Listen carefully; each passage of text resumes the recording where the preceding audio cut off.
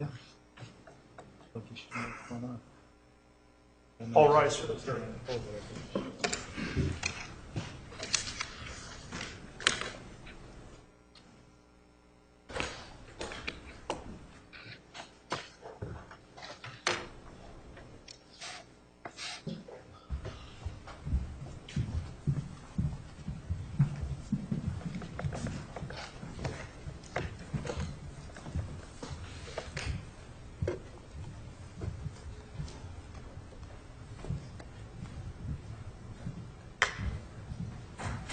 Please be seated. The record will show the presence of the jury, the defendant, and counsel. Dr. Geffner, you are still under oath. Do you understand? Yes, ma'am. So you may continue with direct examination. Thank you. Good afternoon, Dr. Geffner. Good afternoon. All right, yesterday we left off, we were talking about the timeline, which is Exhibit 791. And there was a couple of things you said that you had noticed that needed to be corrected. So that's what we were talking about. Is that right? That's my recollection. Okay.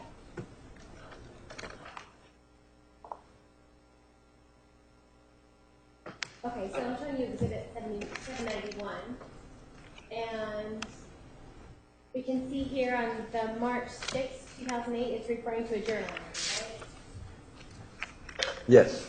And in reviewing that journal entry, is it correct that Travis yells at Jodi?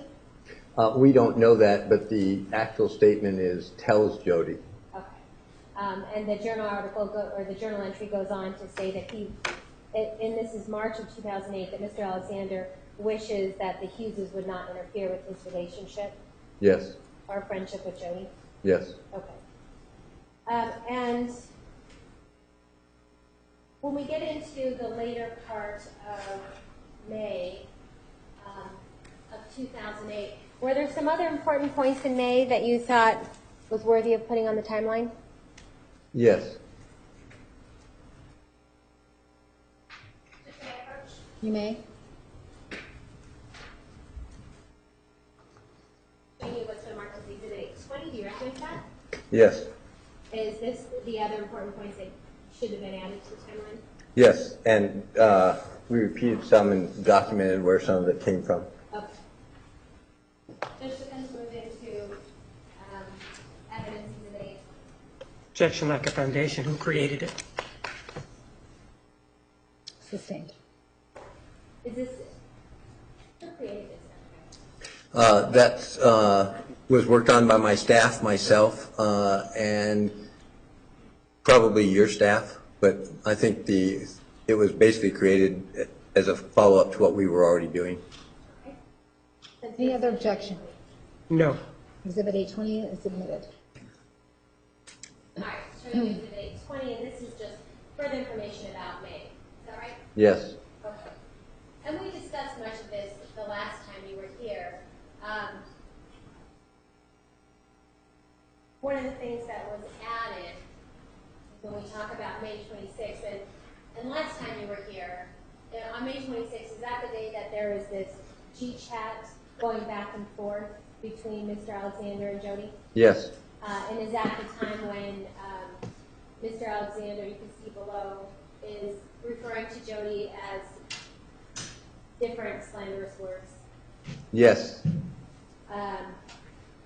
During that, is there also a journal entry that refers to this G-chat? Yes. Okay, and so the top on May 26th is that the journal entry that talks about one of his cycles, and she, in her journal entry, is identifying a pattern where he gets pissed off, goes off on her, feels bad, they make up, things are mellow for a few days, and then the cycle begins again. Yes. And was that important to you, the fact that she's identifying the cycle? Yes. How so? Well, two things. One is it's actually a pretty good description of the cycle of abuse that we talked about the first time I was here, and it also shows at that point that she's starting to identify it more. Remember, this is after she's moved, so she's now essentially away, even though they're in contact, and actually has finally at least written down and seems to have identified more that this cycle keeps going on, and now has actually stated it in writing. All right, and then on to June 1st. Is that something that's referring to her journal entry from June 1st of 2008? Yes, And did we go through that before? I believe we did. And what was important to you, part of what was important to you is on the timeline, we're noting that Jodi is able to identify that Travis's, and this is a quote, fiery temper does not mix well with her tendency to cry.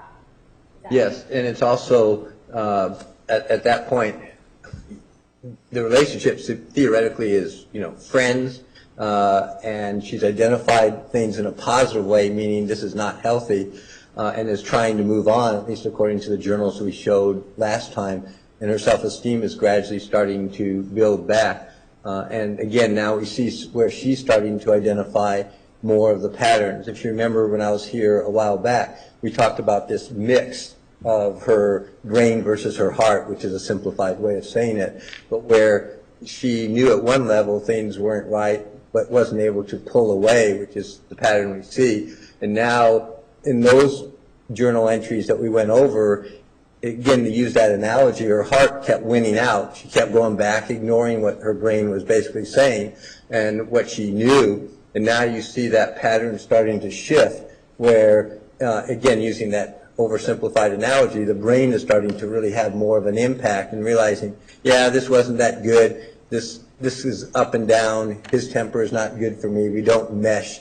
And really moving in the right direction. And do you see some of that also even on May 18th, where she talks in her journal, she talks about the fact that Mr. Alexander is talking about coming to visit her in June, but in her journal she's noting she doesn't think it's a good idea, since he only wants to see her for one thing. Yeah, and if you remember, that one we actually looked at too, and again, that's the dichotomy, because she also talks about in that journal entry about how she really does miss him and she would like to see him, but then you see again, yeah, but that's not a good idea, because if he comes up here, we'll have a sexual interaction, and that's not going to be productive. So again, you see this transition starting once she moved early on. You start seeing this transition in May. Okay, and this May 18th date, when he's talking about coming to see her, this is just 8 days after May 10th, when the audio tape that we hear, that's been referred to as a sex tape, but basically an audio tape between Mr. Alexander and Jodi. Is that correct? Yes. And so do we see some more of that back and forth, where they're having this relationship on the phone, basically for better sex tape or sex conversation about sex, but yet you talk about her heart and brain. Are you seeing that then in her journals throughout May? Yes, and in fact, if you go back to this May 10th over here, you see that cycle happening on the same day, because you see here where they have the sex tape, but then you also see in the text message where then he flies off again, and this is actually leading to where she talks about the fiery temper and how it can go off and how they don't mesh. So you see that happening really quickly. Here, all of a sudden, they're having a sex conversation, sex tape, whatever you want to call it. And then we also see down here where he's telling her off and basically just verbally abusing her. And this is now the same day. And then a week later, basically, well, I'll come up there and see you. I mean, in psychological terms, that's crazy making. I mean, that's really difficult to handle psychologically, this up and down, but now it's so quick. And based on the timing of the text messages and things like that, this May 10th where they get into a fight and he is upset and telling her to have this person, Steve, come do her in the woods, that's actually something that's going on first and then it ends into the sex tape. Is that right? Yes, sometimes it's hard to tell the order because we're going back and forth trying to look at between G-chats, text messages, and now phone, exactly what happened, but it does appear that it was that order. Okay. And also in May, the other thing we have is on May 22nd, is in in a journal entry, is there a journal entry where Jodi is talking about losing her cell phone? Yes. And to your understanding, was that a Helio cell phone? Yes, that's my understanding. Okay. And in this particular journal entry, is she upset about losing her cell phone because referring to some of the things that are on her cell phone? Yes. And is she referring to some explicit audios that are on the cell phone? Objection, speculation. Overruled. You may answer. My recollection is that is correct.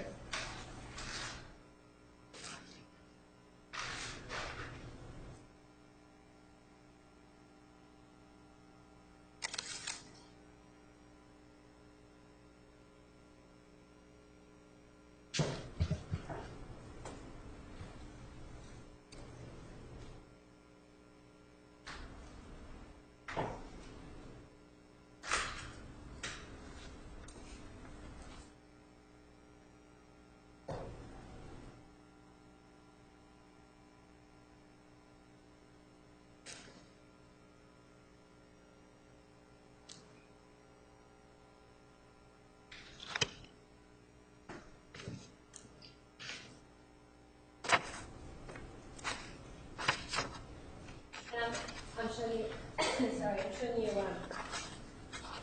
exhibits. 233. Sorry, 233. And this is one of Jodi's journals, all right? That, yes. And on May 22nd of 2008, she talks about today has been a good day, been a day of good news and sad news. She talks about the good news, my phone arrived, and not a moment too soon. And then we went through the rest. She talks about the sad news is that she finally had the conversation with Travis, and it did not go well. Yes. And that particular conversation was about that they need to basically just stop hanging out so much or having so much contact. Is that right? Yes. Speculation leading. Overruled. Yes. Remember, that was a few days after he's talking about coming up there. Okay. Well, we can just go. She says, I sort of put it to him already in an email I sent a few days ago, and he didn't like that either, nor did he take the hint. So I realized I had to be a little bit more direct. I told him that, of course, I'm looking forward to his impending visit, that I can't wait to check more things off the list from 1,000 places, but that we probably would be better off in all ways if we were not physical. He got offended and upset, and then acted distant. Yes. Spoke kindly to him, playing up all the advantage of not violating the law of chastity, and he didn't want to hear any of it. He said he already knows all of that. Then it got worse, and he asked me who I'm seeing, how I've been getting my kicks with someone else, etc. Of course, I swore that I wasn't, which is true, but also pointed out that even if I was, then that's my right. I also pointed out that I didn't freak out when he confessed his potentially undying love for me. He said to leave his love life out of it. She writes to him. Yes.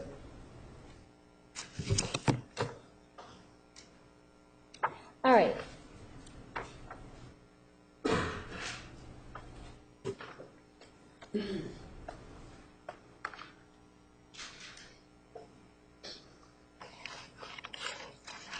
All right, in going through, one of the reasons you first talked about having a timeline is because it, because why? Why do you like to have a timeline? Well, there's a couple things. Usually, as I mentioned way back when I was here, we're dealing with lots and lots of records. As I mentioned, 16 or more binders by now. And that's really hard to get your hands around, or thoughts or brain. So we work in stages. So we try to summarize and condense to what we think is important in that, which is the summary we've talked about before, which narrows it down from 16,000 pages to about, in this particular case, I think about 120 pages, which highlights some of the key things to get it into a more reasonable handle. But there's so much details and so much information that there's no way I or anybody, as far as I know, who hasn't lived it, can really keep all that when you're trying to come up with the big picture. So timelines help us. It helps put things in perspective. There's things that sometimes we see that when you're looking at everything else you miss. It's like if you're in the weeds, sometimes it's hard to see the picture. So this helps get us out sometimes, and you can see patterns better. So there's usually a variety of timelines we try to create depending on the case. Sometimes we look at developmental timelines, which with more time I would have liked to have done, which is lifespan. But then the particular times, since this is focused on the relationship, putting that together to try to put at least key milestones in there. And then ideally, when we have the time, try documenting where it each came from. Again, because it's really hard to keep all that. At least I have a hard time in memory. I would assume anybody does. So timelines helps put things in perspective, helps us narrow down to see the picture. So we try to use that, especially in any case that is either detailed or more complex. Okay. So when we talk about the timeline, there have been, and we've discussed briefly before, there, as you've characterized, 5 incidents of physical abuse. Yes.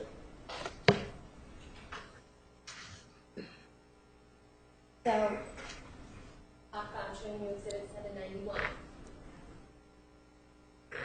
Yes. So in 791, we have in March of 2007, it says Travis grabs Jodi's wrist forcefully because he's angry.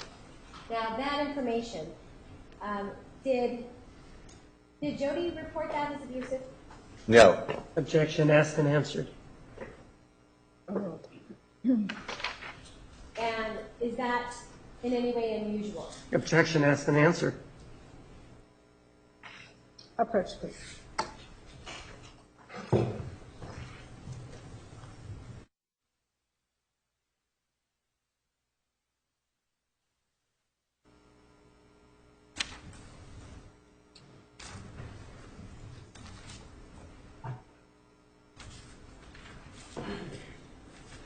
You may continue.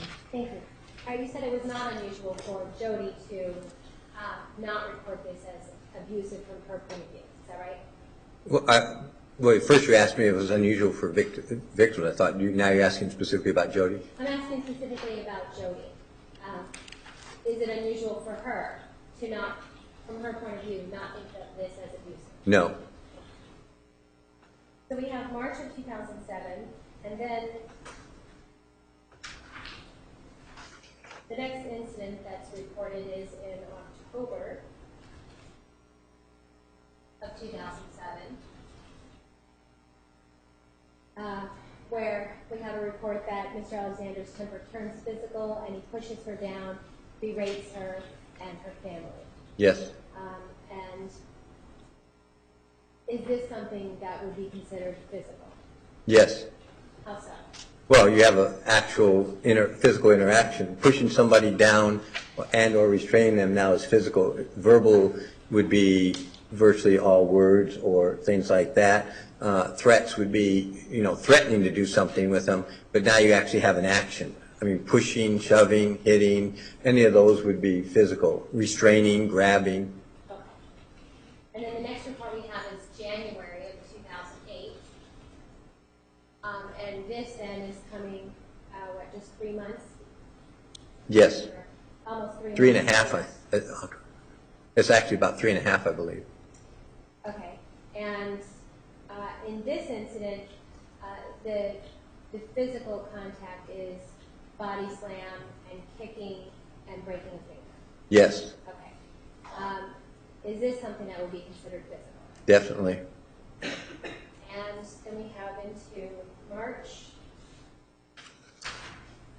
of 2000, I'm sorry, that was January 2008. Then we have March of 2008.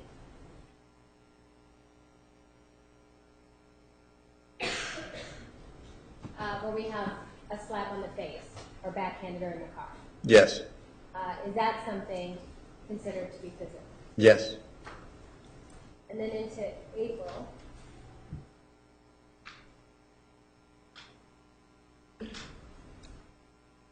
we have a report that they're talking about, Mr. Alexander's talking about his dating life, and when Jodi talks about the same, there's an argument, another body slam. This time Mr. Alexander gets on top of Jodi and chokes her till she's unconscious. Yes, Is this considered physical abuse? definitely, and it's also considered an escalation. Okay, tell us about what you mean by escalation. Well, first the body slam the first time, that's pretty serious. In other words, that's definitely physical abuse.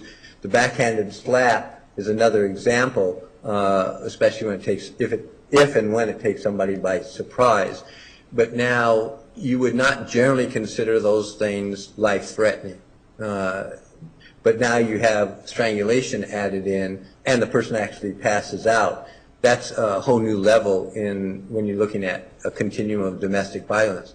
That's considered an escalation, meaning increased in dangerousness and increased in the person having no way out. I mean, they pass out. Okay. And what does that mean to you when you have an increase in dangerousness?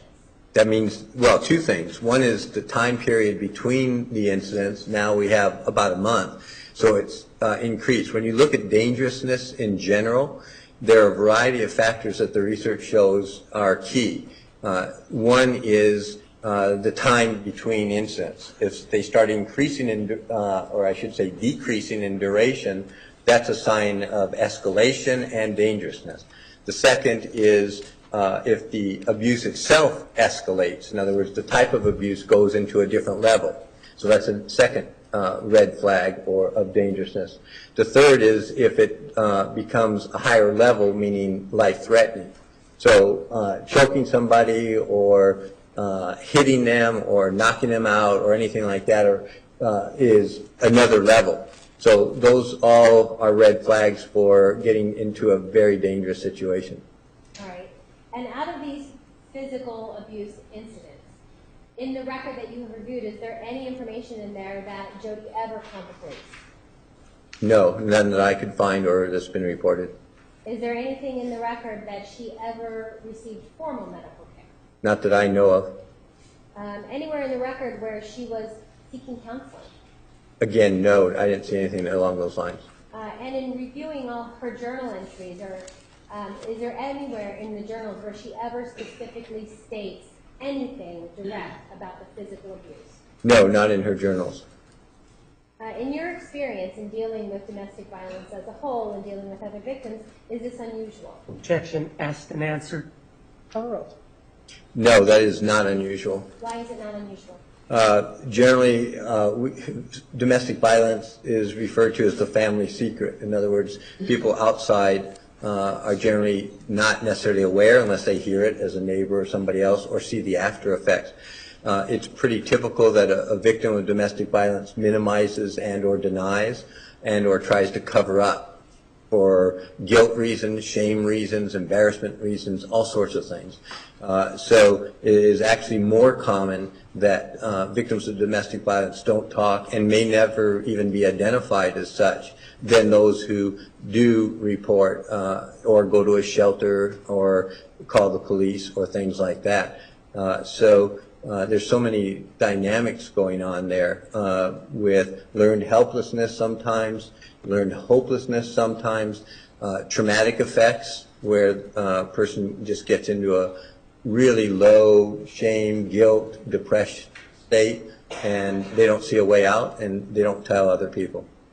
Did you see any of those effects here, the minimization, things like that you're talking about? Yes. How did you see that? In a variety of ways. It shows up in interviews when she's talking to different people. A lot of the information is not just, quote, volunteered. You have to ask more for details to find out more. The way she even termed it, as I mentioned before, the first incident that we talked about, she didn't even define as domestic violence. Sometimes if somebody asked her how many incidents, she sometimes refers only to two, which are the body slam and the last incident. And it appears that it wasn't until her first interview, first or second, back in, God, I think 4 or 5 years ago, where some of this started coming out in more detail and started recognizing more when other people are actually asking her questions. So when you have somebody who is minimizing or not giving you all the details, are there other ways to, you as a doctor involved in the case, are there other ways to attempt to corroborate what's being said? Yes. And in this situation, were there other ways that you have found that are consistent with these reports? Yes. What is that? Well, you look for indirect. First, a journal is really helpful because you have what supposedly is written at the time or close to, and you look at emotion, you look at the way things are presented. So that's one bit of information. Second is if there is any outside witnesses, did anybody see bruises even if they didn't know why? Does anybody talk about her? In other words, is there a change in personality? Is there a change in the way she reacts to other people? That even though they may not know why, does that fit into the timeline and into the pattern we see?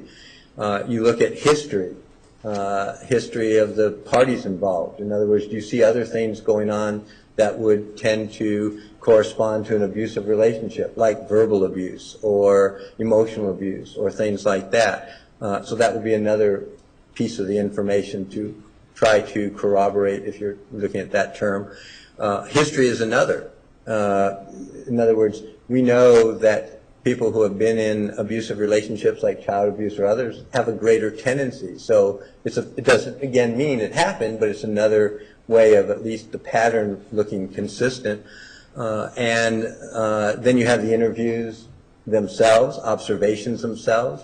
How does the person come across when they're describing these incidents? Over time is another way. So are the rough stories or relays or descriptions consistent over time? And I don't mean every little detail. I mean the basic picture of what happened. Are they basically consistent when somebody asks about them over time? And lastly, the testing. Is this consistent with somebody who's been traumatized? Is this consistent with somebody who's been depressed and shows up on testing? And when you have testing over several years, are they consistent? All these things add into that picture we've been talking about for quite some time in trying to put together the puzzle. And the more of these that are consistent, it increases the likelihood that the stories are accurate and or occurred. Okay, so let's talk about some of these things then as it relates to this case. So you were talking about change in personality. Yes. Did you see that here? Well, I guess evidence of that. yes. What do you see? Co-workers and others, some who knew her for quite a while. Lack of foundation. Overruled. You may continue. Report a change in personality during that time period. Such lack of foundation. Which time period? Which event? Which worker? Sustained. Judge, may I approach? You may.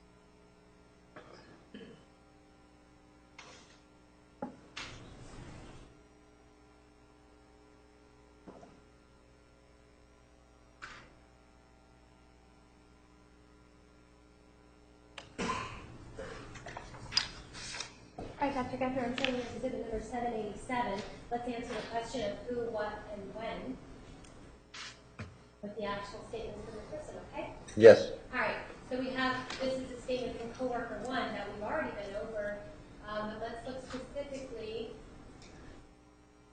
He talks about that they were coworkers, they worked together at Ventana and Big Sur, thought she was just wonderful.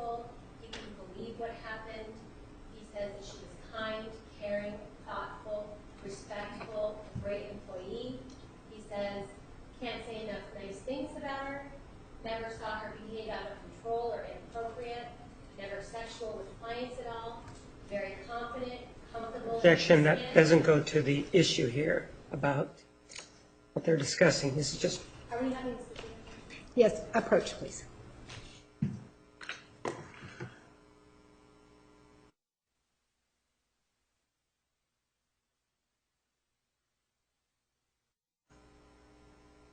All right, and Dr. Geffner, you're aware of this.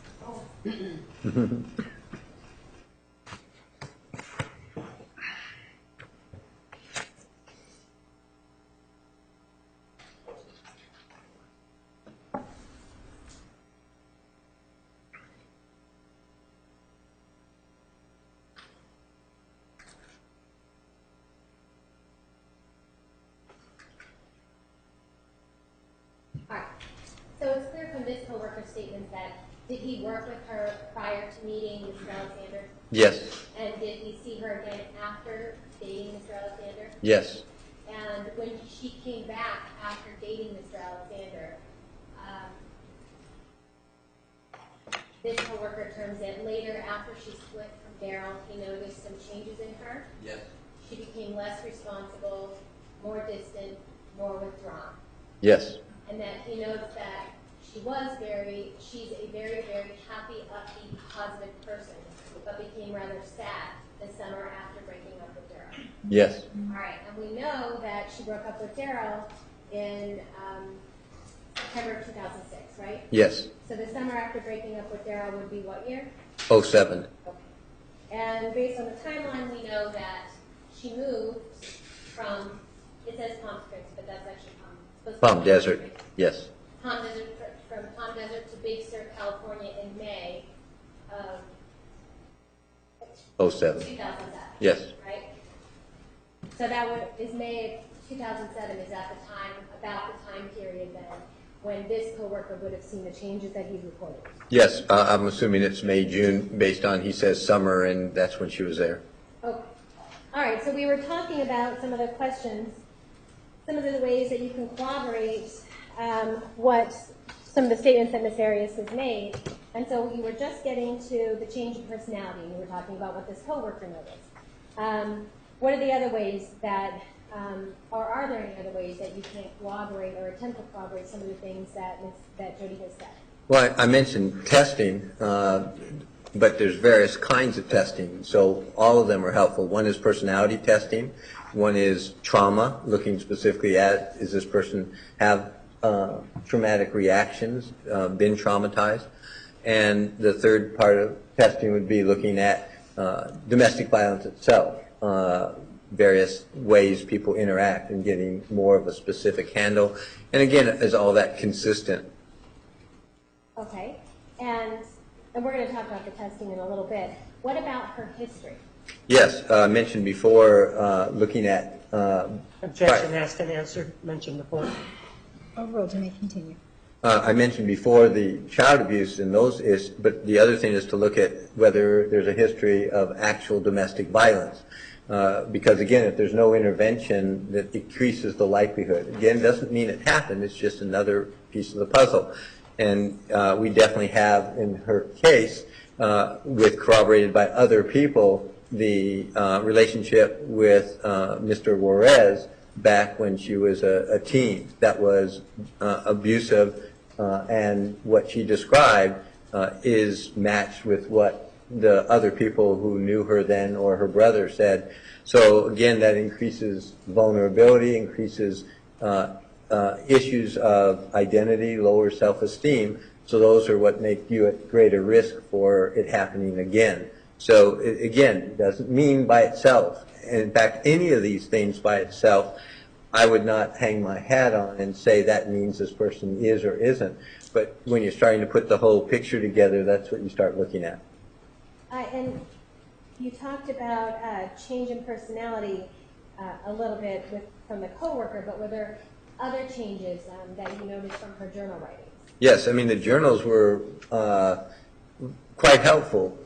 You see a change. We talked about several incidents in the journal from somewhere around, I think, August or so of 2007 up through 2008 of changes in levels of depression, that's where we start seeing suicidal issues showing up. By issues, I mean talking about death, about how life's not worth living, things like that, that are escalating over time, and where you see actual descriptions of arguments and then apologies, and we look at that cycle too. So that's another, for lack of better words, piece of the puzzle that we look at.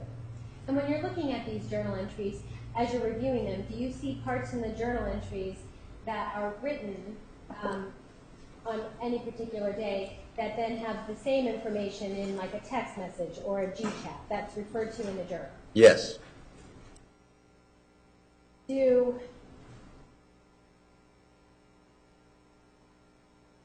these things that you're looking at, these other ways to try and corroborate what somebody is saying, do these things help you in this particular case to help put the puzzle pieces together?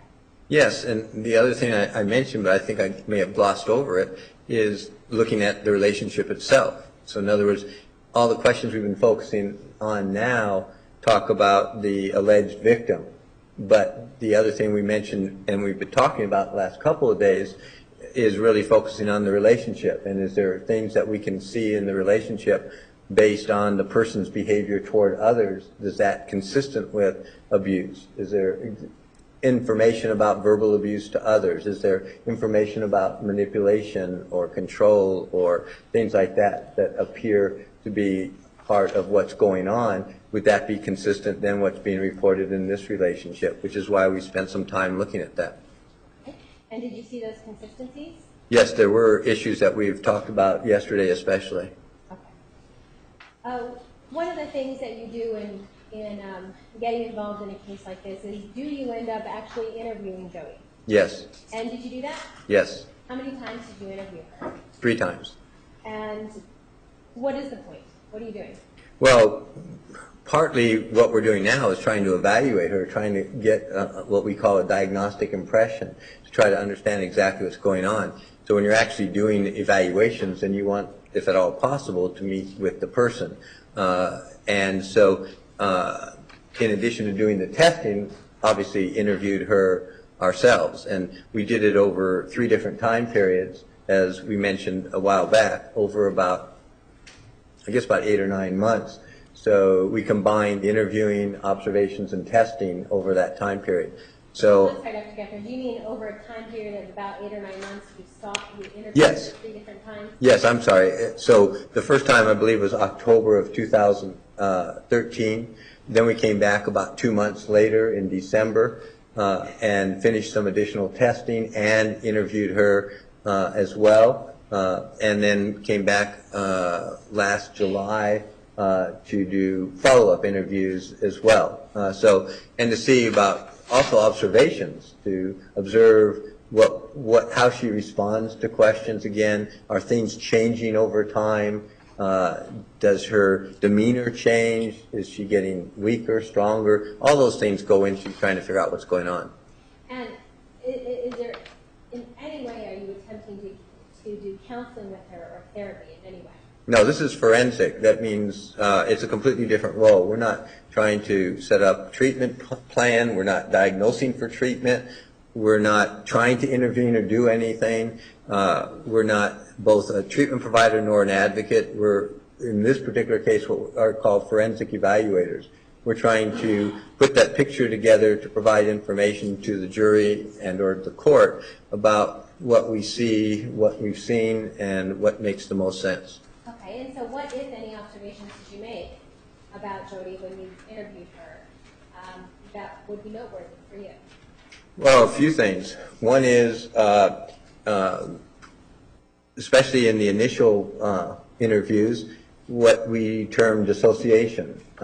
Tended to space out at times, had a difficult time connecting her feelings to her thoughts, very tight. In other words, emotions did not come out virtually at all, very held inside. Would tend sometimes when things got into more personal issues to get what we call tangential. That means she might go off on other details that weren't necessarily relevant. We'd have to bring her back and help focus her attention.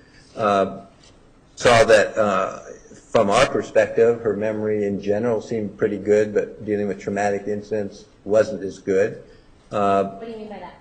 It means when you're talking about history, it appears that she was able to provide more specific information as to time periods, dates, events that, again, later we look at trying to corroborate. But the particular incidences with Bobby and the details were more difficult. She could talk definitely about what happened, but and same thing with Mr. Alexander, more, especially in the initial interviews, minimizing. As I mentioned, she'd even talk about the first incident as domestic violence. We really started focusing, and we didn't use that term, really talked to her about behaviors and taking us through the relationship and identifying, you know, that particular situation. During the time period, there were only two issues that actually elicited emotions from her, which is how tightly everything was inside, how she really separates out, which didn't appear to be just this case, appeared to be more long-lasting. What appeared to be more long-lasting? The keeping the emotions inside, not really talking to other people, that type of situation. So the only two times where emotion came out and actually cried and or tears came out were when she was talking about her mother and the difficulty with the relationship with her mother and trying to rebuild it. And you can see when she was talking that she spontaneously teared up, but about 30 seconds later it went all the way back inside again. The emotion, she basically, I guess the way to try to picture it is grabbed hold of the emotions and stuffed them back and got back into more detached talking about what was going on, which was basically what she did most of the time. The other time it showed up was when she was actually talking about Travis, and when Jodi was talking about his death, meaning he was... Objection, residual doubt. Approach.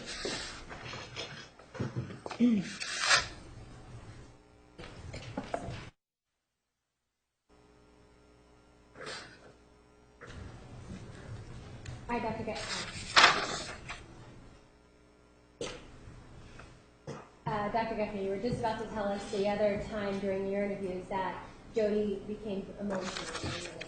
What was that? When she was talking about Travis's death and missing him and him not being around, that's again when the tears came out, and then again shortly afterwards went detached again. Those are the only two times actually where emotion essentially escaped. And was she emotional about the fact that she caused it? Yes. And did she discuss, or did you see, were you able to observe emotions? Yes, and she actually went on and described how... Objection, describe residual doubt. It has nothing to do with residual doubt. Overruled. Judge, may we approach? You may.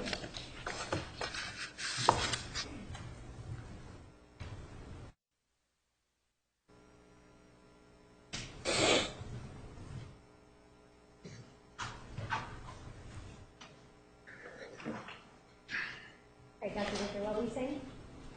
You were talking about what some of the things that she had to say. She was describing how she felt and what she said about the death. Yes, and trying to deal with it at a spiritual level is the term she used. Or I'm not sure what I can and can't say. It's fine. You can. Okay, and she said trying to apologize on a spiritual level because of what happened and what she had done. Okay. All right. And out of your interviews with her, these are the observations that you're making of her with regard to her emotions or lack thereof, and some of the things that she had to say about the death of Mr. Alexander. Yes. We've talked about when you review this case, how it's kind of like you have to put pieces of the puzzle together. Yes. And we've talked about the testing, and when we talked about the testing, we did so without any of the context, is that right? Yes, So we talked about just the testing results, but not any of the facts of the case. that's correct. Okay, so does it make sense then to put context in with the testing? Yes, to come to a diagnostic impression, you do both. I mean, when I went over all the testing before, we were basically not including history, we're not including anything. We're just looking at what the tests say by themselves in their own right. Then to try to set up a diagnostic impression, you now have to put everything else back in. Context, history, other events, all that comes back in. Okay, and so I'm showing you exhibit number 631. This was the MMPI 2. Yes. So with the context now that we've discussed behind it, what is important to you about the MMPI? Well, now when we start looking at the scales, we talked about, and again, just as a quick reminder, this 50 is average or normal. This line at 65 means clinical. Objection, previously described, asked and answered. Overruled. I was just trying to remind people. Overruled. And no question before him? Yes, you may continue. Okay, so we first have a couple of scales here that now we said last time could be Objection, asked and answered. Overruled. could be exaggerating symptoms, or somebody in serious trouble, or somebody asking for help, because you have a lot of scales elevated here at the time. And then we talked about depression affecting her reactions, very significant reactions there. We're looking at distrust. We're looking at bizarre thinking. So when you're looking at that now in the context of everything else, this would be consistent with somebody who is significantly traumatized, has significant emotional problems, who is definitely looking at this now in context of all the testing that will show requesting help or seeking help or asking for help, but having lots and lots of symptoms. All these things around here are now consistent with the history of somebody that we've spent quite a few days describing. Then if you go to the next page, by the way, come back. Can we go back 1 second?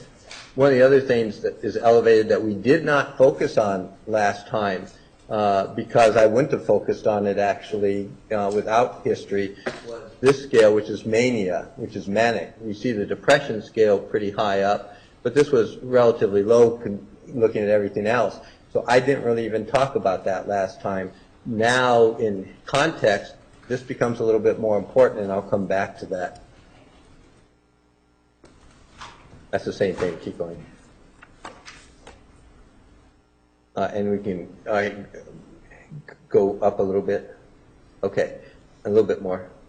Okay, so now we look at some of these, and if you look at this scale here, this is low positive emotions, and meaning she doesn't have a lot of positive emotions. Well, now that's consistent with the journal. That's now consistent with long history that we've talked about. It's consistent with the depression. And then if you move over here, the really high scale here is looking at ideas of persecution, distrust of others. That's still a little bit difficult to look at. Could that be long-standing, or can that be due because you're in the middle of a court case? And it could be a combination. But we now see, because of the abuse history going back to childhood and the history of adolescent rebellion and things like that, that you do have some issues there of distrust. And then also you have Mr. Juarez, you have Matt, you have Travis, who are all having at some point or other relationships with other women. Well, that really kicks up distrust. And so we see now in the journals and the others that this is an issue that we end up wanting to focus on. Keep going, please. All right, go a little bit higher. Okay, so then now we talked about these scales being really elevated. Well, we talked about them out of context. This is anxiety, and this is depression. So now we have a context. We see that based on history, reports of other relatives, other people who have known her, that, and her own reports and her other testing, that anxiety is a major issue, and it's been going on for quite some time. And we also see depression. We have reports from others, friends, that depression started back, and her own self-report. They all mesh around age 14 when it was really identified, and that it's gone on and off for years and years. And then we saw that from 87 till more present times, meaning when she was arrested, the depression had kicked into high gear. We saw a lot of talks about death and suicide. We also heard from others that she had those same types of talks back in adolescence that she doesn't even recall. And we're going to come back to that because it's important what she recalls and others report at the time. This is unusual experiences. Well, intrusive experiences and flashbacks and things like that fall into that category. And this one is low self-esteem. Well, now we have a context for that. Context goes back to childhood even, with no real relationship with either parent, abusive parents, physically abusive, emotionally distant. We had substance abuse in the home, even if she didn't identify it at the time. The relationship wasn't good, hadn't been good for a long time. And then you had not only that abuse, you go from that out of the home into a very abusive relationship with this boy, Bobby. And so you have this whole history now of lack of self-esteem, lack of confidence that goes up and down now we see in history. So we see it starts getting a little bit better with the relationship with Matt and then also with Daryl. She's starting to get stable. And you see confidence coming back. You see her working, her saving money, her looking toward the future.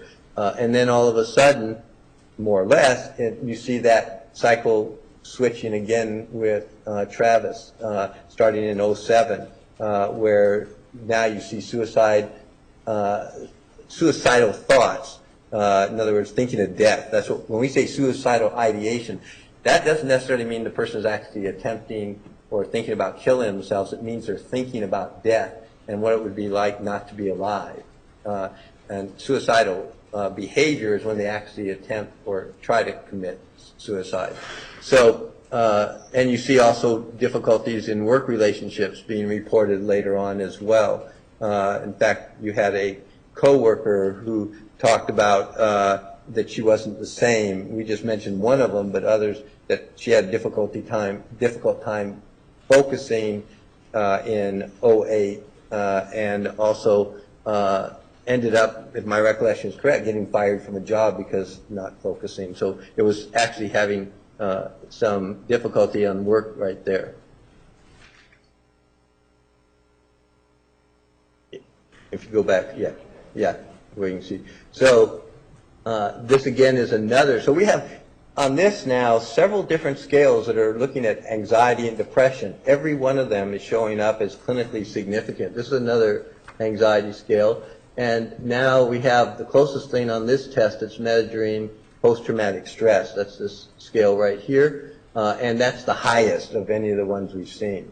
And now that's starting to match the other testing that we saw before that we're going to show briefly, which is traumatic reactions. It matches now child abuse history. It matches domestic violence history. And it matches the things we read and see in the journals with this up and down relationship, with this on again, off again situation with Mr. Alexander, with the verbal abuse, with all these things. And so you see a traumatic reaction here. And though that's really a key issue. Then keep going. Well, that's you can go there, but then you start looking at all the subscales. Remember, there's lots and lots of them. This starts breaking down. Go down just a bit. No, the other way. Sorry. T-score. Okay, I just got to make sure which one I was looking at. This is the basic column we're going to look at is this third column. So again, we're looking at themes that are high. So subjective depression, again, is now breaking down that depression, and it's looking at, this has been around for a long period of time. She tends to brood about it, means it's in her mind a lot. And then if you go down, it's affected her overall attitude. She doesn't have the reactions. It's affecting her body, like migraines, which now matches what she reports in interviews, and things along those lines. And then now when we look at some of these other scales, the impulsivity and others, we see that the two things that they're coming from the most is family, which we've now put into context, child abuse, no functional relationship with parents, and the issues we saw about directed toward parents, and all those things in the early years. And this one here now makes sense too, because you'll even see in the timeline, and we talked about this before, nobody to talk to. Doesn't have a support network when this is really going on now. And you see that here, social alienation, doesn't feel connected. And this is the way it was back in adolescence, according to the history, and then we see it again in the recent time, meaning prior to this incident, and really high feelings of persecution. This is, again, hard because she's being tried, so it's hard to separate that particular one out. And then down here, what's kicked that scale off is the emotional alienation. This one's really high, and you can see this lack of ego, identity, knowing who she is. So now that we've looked at, and I think that's the last page on that, right? Yeah, okay. So now we're starting to see the context of everything we've spent, 5 days talking about: history, relationships, her own identity, what's changed, her journals. Then now you start getting the picture, at least that's what we start getting, and things start falling into place. I'm showing you exhibit number 765. This was the personality assessment inventory, the PAI, right? Yes, now keep in mind, the MMPI was not one we administered. All the rest is the things we did. That was administered by somebody else 2 years before we did our evaluation. So, but I did that one because we did not administer it again because it had already been done, but we administered others. This is a different test, personality test, one that we gave to then look for consistency. So keep in mind, this is 2 years after the one you just saw. So that's how you start looking at patterns of personality as opposed to something that just goes from one situation to another. So again, just to remind you, this is average here, and this is, in this case, really clinically significant. And this one was focused more on more recent, in other words, in general. That's the way we had to fill it out. And you can see that the two highest clinical scales here, depression, anxiety. Not as high as way back when she was focusing more on what led to her incarceration and that, but more what's happened even since. So you're getting a pretty clear pattern that anxiety and depression are really not what we call transient. In other words, they're not situational because, oh, I had a bad day, my anxiety goes up. You're talking about more of a personality characteristic, long term. And then if you go over here, and you have to go down a bit, stop right there for a second, thank you. So this is whether this person has thought about death and not being alive, and you can see that was the highest. And you read, well, you read or saw the journal entries where it was coming regularly. Thoughts of not being alive, and as a really major issue. And this was the highest scale here. And this is the other one I just mentioned that is non-support. Don't feel that there's somebody I could support or talk to, which is what she reported, which fits the history now, and means really what we look at, which is another characteristic of a domestic violence situation, is isolation, either self-imposed or others. So in other words, if somebody's telling you, I don't want you to see somebody else, I don't want you to talk about anything else, I don't want you to write anything negative, then that forces a person into isolation. And that's what we saw in the journals especially, and her saying she has nobody to talk to. What we also look at Now, especially given that this is a capital case, meaning murder, that obviously aggression, is that a personality trait? Is that an issue? Well, I mentioned last time how all the scales on all these tests that really specifically look at aggression were low. In fact, right here, below average. Well, now we look at history. Well, when we look at, and people have interviewed, say, Matt or Daryl, people who are in long-term relationships with her, or coworkers from that time, who report no aggression in their relationships. Either way, I mean, they were, best we could tell, more healthy relationship. But nobody reports her being aggressive. The only aggressive things that we might have report would go back to teenage years. And the only other people who report aggression are really people who are hearing it from somebody else, not things they've ever seen. So in this particular case, you look at what happened in adolescence. Well, fights with her mother. Mother slaps her, she fights back. And you have that corroborated by her brother and her aunt. And she kicks holes in the wall. Now, what's interesting, again, and we're going to get to the dissociation, is she knows she kicked a hole in the wall later on in adult life, does not recall anything in adolescence, but there's also a blank period in adolescence in her memory. But her friend talks about her having done that. Again, nobody talks about her committing any aggressive act against anybody else except her mother during adolescence, when they were literally fighting with each other. But a lot of aggression directed toward her, mother, then father, then Bobby. So now we're looking at, is that something that's a long-standing history, and we don't have any evidence that that is the case, which is important in trying to figure out, again, what's going on. This is the other one that I mentioned when I was here last time, but we didn't have a context, which is dominance. Is this basically a dominant person? Well, this would tend to say no, but now let's look at history. You look at the journals. You look at her apologizing when she says, I didn't do anything, but I apologized anyway. You look at Matt and Daryl's sister and others who talk about her always trying to please other people. Even from, I believe it was Laura or Daryl, who talked about her changing her looks in what she perceived would be desired by Daryl. Bought a different car, changed her hair, got a breast augmentation. Not that anybody asked her, it's her perception of trying to please others. So that is now consistent with somebody who is not dominant, who is more passive and submissive. That also fits in with a history of abuse.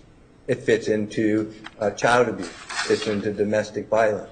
So those are key issues for us in trying to put the picture together.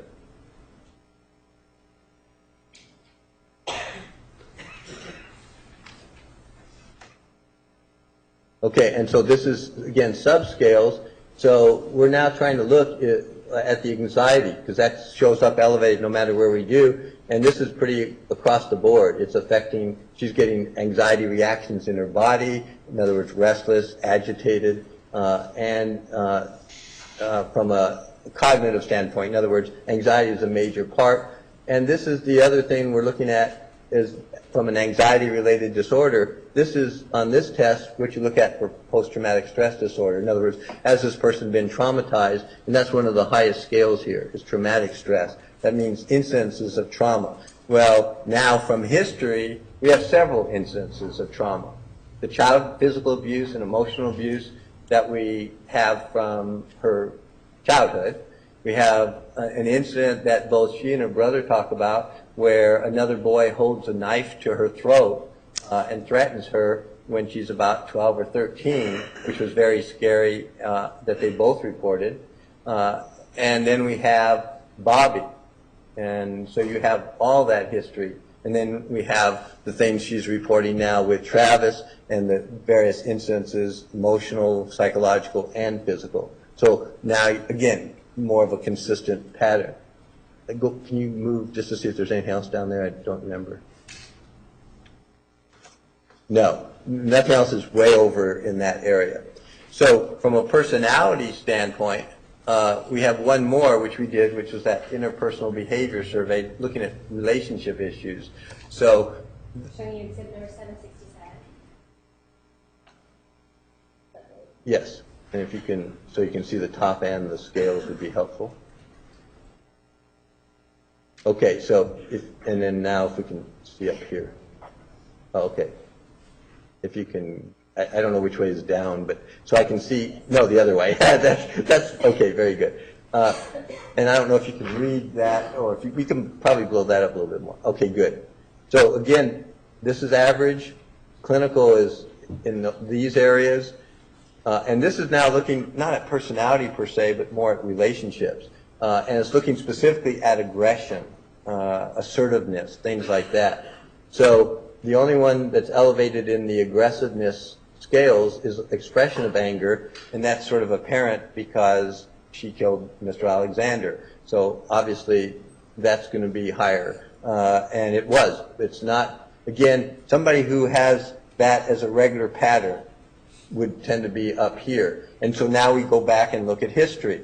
Do we have, again, like we said before, on aggressiveness and expression of anger, do we have a history of other people reporting throughout her lifespan that this is a hostile, aggressive, explosive person directed at other people? In other words, and again, we said that before, we do not have that history. We have adolescence with mother, and then we have nothing until we get into current times. And even then, we don't have her expression until we get to this particular incident we're all here. These other scales, like this is initiating assertiveness. Okay, so this right here is really on the low side. Is this somebody who can be assertive or is assertive in interactions with others? And this is saying not very often. That now matches the submissiveness, lack of dominance, and again is a consistent pattern we would tend to see with people who have been traumatized and or victimized. And then this is the other one, which is requesting help. And that's the one that's a bit on the high side. Somebody who knows things are not the way they should be and needs help. That goes back to that first scale I was talking about. Is this a person who is exaggerating, or is this a person who's a cry for help? And now we have two different ways that says it's a cry for help. It's this person has some difficulties they're trying to deal with. And then, so that gives you sort of a personality flavor now, putting history and context into this. And then we talked about trauma. So we administered, and again, I need to just say, what I'm telling you, if you actually go back and look at the people who did testing in 2010, 11, you get the same type of results with different tests. So it's not like only we found this. The same type of scales measured different ways are showing up. Validity scales are generally showing up in the average, normal range. So you're getting a pattern over a long period of time. And you said you also looked at traumatic testing? Yes, trauma. Testing. Showing you exhibit 764. Right. And this is the trauma symptom inventory. This one is looking very specifically at trauma. And this is the first time this newer one was administered, but the prior version had been administered twice before by other people, showing similar results. And the similar results now, we asked for more current, because you had people who were talking about the way she was in the past, the way she was when she first got arrested and in that time period. But remember, this is now being done in 2013, which is 5 years after the death of Mr. Alexander and over 2 years after the last evaluation. So we're trying to get an idea of what's going on there. And one of the things you can see, and this is the profile to look at, we were focusing on 65, you remember, and you saw how elevated those scores were before. Now, what's essentially good is that this has come down. So it's still not disappeared. You can see intrusive experiences is still on the high side. You can see that dissociation still tends to be an issue, and now we're going to talk about that. the suicidal thoughts, and you can see not behavior. This actually is good because this is breaking it down. Is this person actually attempting suicide on a regular basis and saying no, but thinking about death has been an issue. And so now that matches.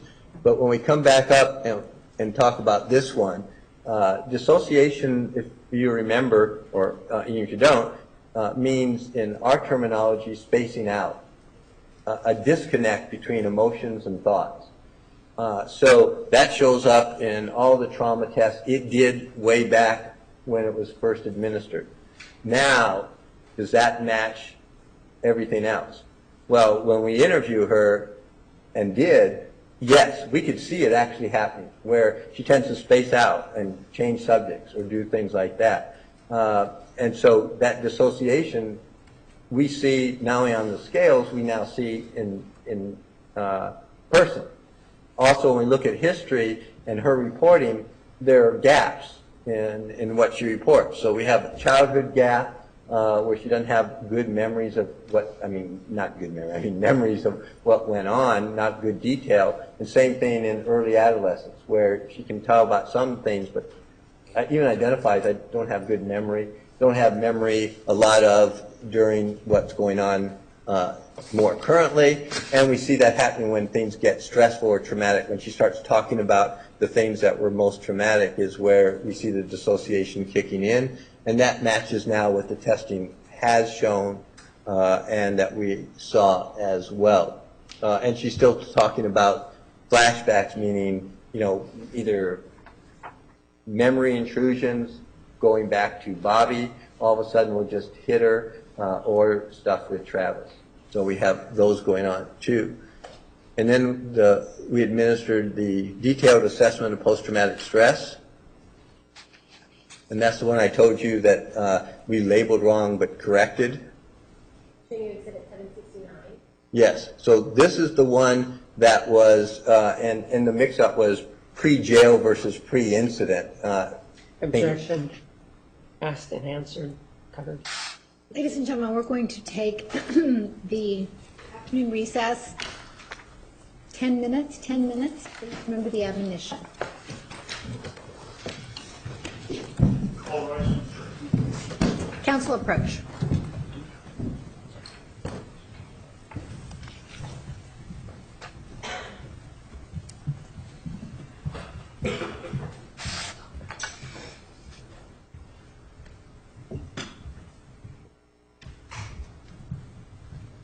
Okay.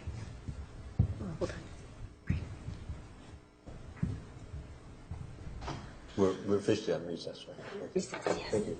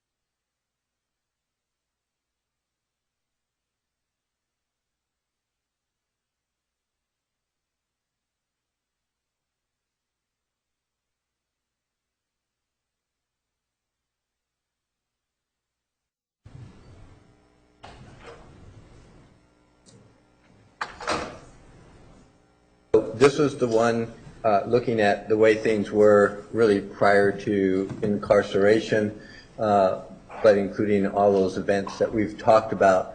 And again, difficulty in doing an evaluation with somebody who's in a facility, jail or others, for a long period of time is that doesn't necessarily help us understand what their personality and things are beforehand, because they're in a controlled environment for quite some time. So the normal way you'd give this test, for example, or the trauma is like things that have happened in the last 6 months or a year or something like that. But somebody who's been incarcerated for 5 years, that really doesn't make as much sense on its own if we're trying to get an idea of what happened back in 2008. So given that caveat, we're just trying to still get some information. So others had done that in this case too. So we'd at least administered this one looking at prior to that. And then if you go down first, you'll see that this one, the validity scales again were within the normal range. But you see now going up, except for substance abuse, which is in the normal range, every scale is basically elevated at the top of the scale. The post-traumatic stress scales are. So this person is reporting that at the time and back in the 2008 period, experiencing extreme stress across the board, from anxiety, intrusive experiences, numb feelings, dissociating, which is here about the trauma, all these things, which is really hard to interpret because it's so many scales at the top end. So it's indicating really extreme stress. So one of the things we look at is, again, history and the context. And so given the context now of what was happening in the relationship, the murder of Mr. Alexander, and all those other things, then this is really at a high level, and you're talking about somebody who's pretty well has symptoms across the board, which now match some of the things we saw in the MMPI. So then we do it again, and it is consistent with post-traumatic stress disorder, by the way. And then we do it again, but this time, yes, and so this time we're actually looking at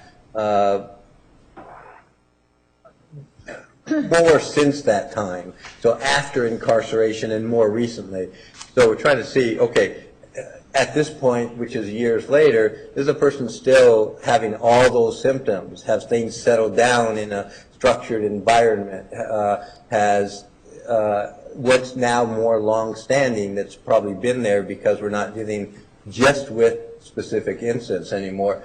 And you see, back if you go over here for a second, you'll see that these, yes, keep going, validity scales are not even close. I mean, so there's no attempt, according to this, to exaggerate symptoms or portray herself as more ill or more of a victim or more of anything, according to the validity scales.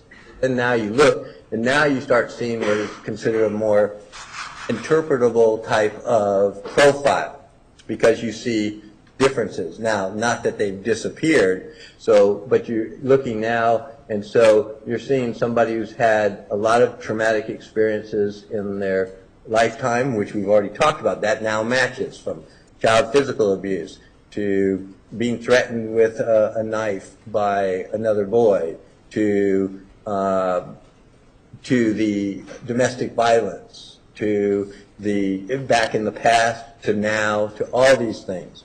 Or I don't mean to now, but prior to incarceration. And so that the dissociation about the traumatic events is still in the clinical area. So this is indicating that we probably have a long-term and a long-time pattern of somebody who tends to space out when things get traumatic. That's a coping mechanism. So it's dropped from up here down to here, but now it's likely a long-term pattern. And then you look at re-experiencing, which is like do events from the day of the murder, from others, from being slammed, do those show up from time to time? They're called like flashbacks, and yes, they're being reported. trying to avoid it, numbness. In other words, does the person tend to detach? That blocks out the emotions with these. And so this is saying, yes, that's a major issue, and now we have it from our own observations, from what other people are saying, and from the history of testing that shows up consistently over time. And so post-traumatic stress is showing this is a long-term issue going on here, and this is meaning that it does have a significant impairment and has on her functioning. And now that matches somebody who's isolated, somebody who doesn't cope, who's submissive, who tends to try to please others, all falls into this is having a significant impact on her life. And this again is more focused on dissociation, and that is the coping mechanism. Now what you also see though, which is if you go down, we already knew the substance abuse wasn't an issue, but now you see that the suicidal issues have dropped back into the normal range. So now after being incarcerated, that's not currently showing up as an issue. And if you remember, I even showed you another scale that we looked at now, and not even thinking about those issues. It's nothing like it was back in 2007 and 2008. And besides these particular testing, did you also do a test for malingering? Yes. So one of the things you always look at, especially in court cases, okay, is this person portraying herself as a victim? Are they trying to look worse than they are? They're trying to show you I have all these symptoms of, quote, mental illness, and they really don't have them. So one of the things we look at is the validity scales, and now you've seen again, but remember there's like 8 or other tests administered by 4 different other people, all who generally show validity scales within the normal range. There are a couple exceptions that we've talked about, but in general that. But then this is a specific test. Nobody had given her an actual test of what we call malingering, somebody who's trying to portray more symptoms. So, yes, and this is actually the Miller forensic assessment of symptoms. And so it actually looks at somebody trying to look worse than they are, portraying symptoms that likely don't exist. And her total score was a 1. The cutoff is 5, so not even close. So that is now consistent with our interviews, the observations, the prior testing, and the history of somebody who really has experienced many different things during their lifetime. All right.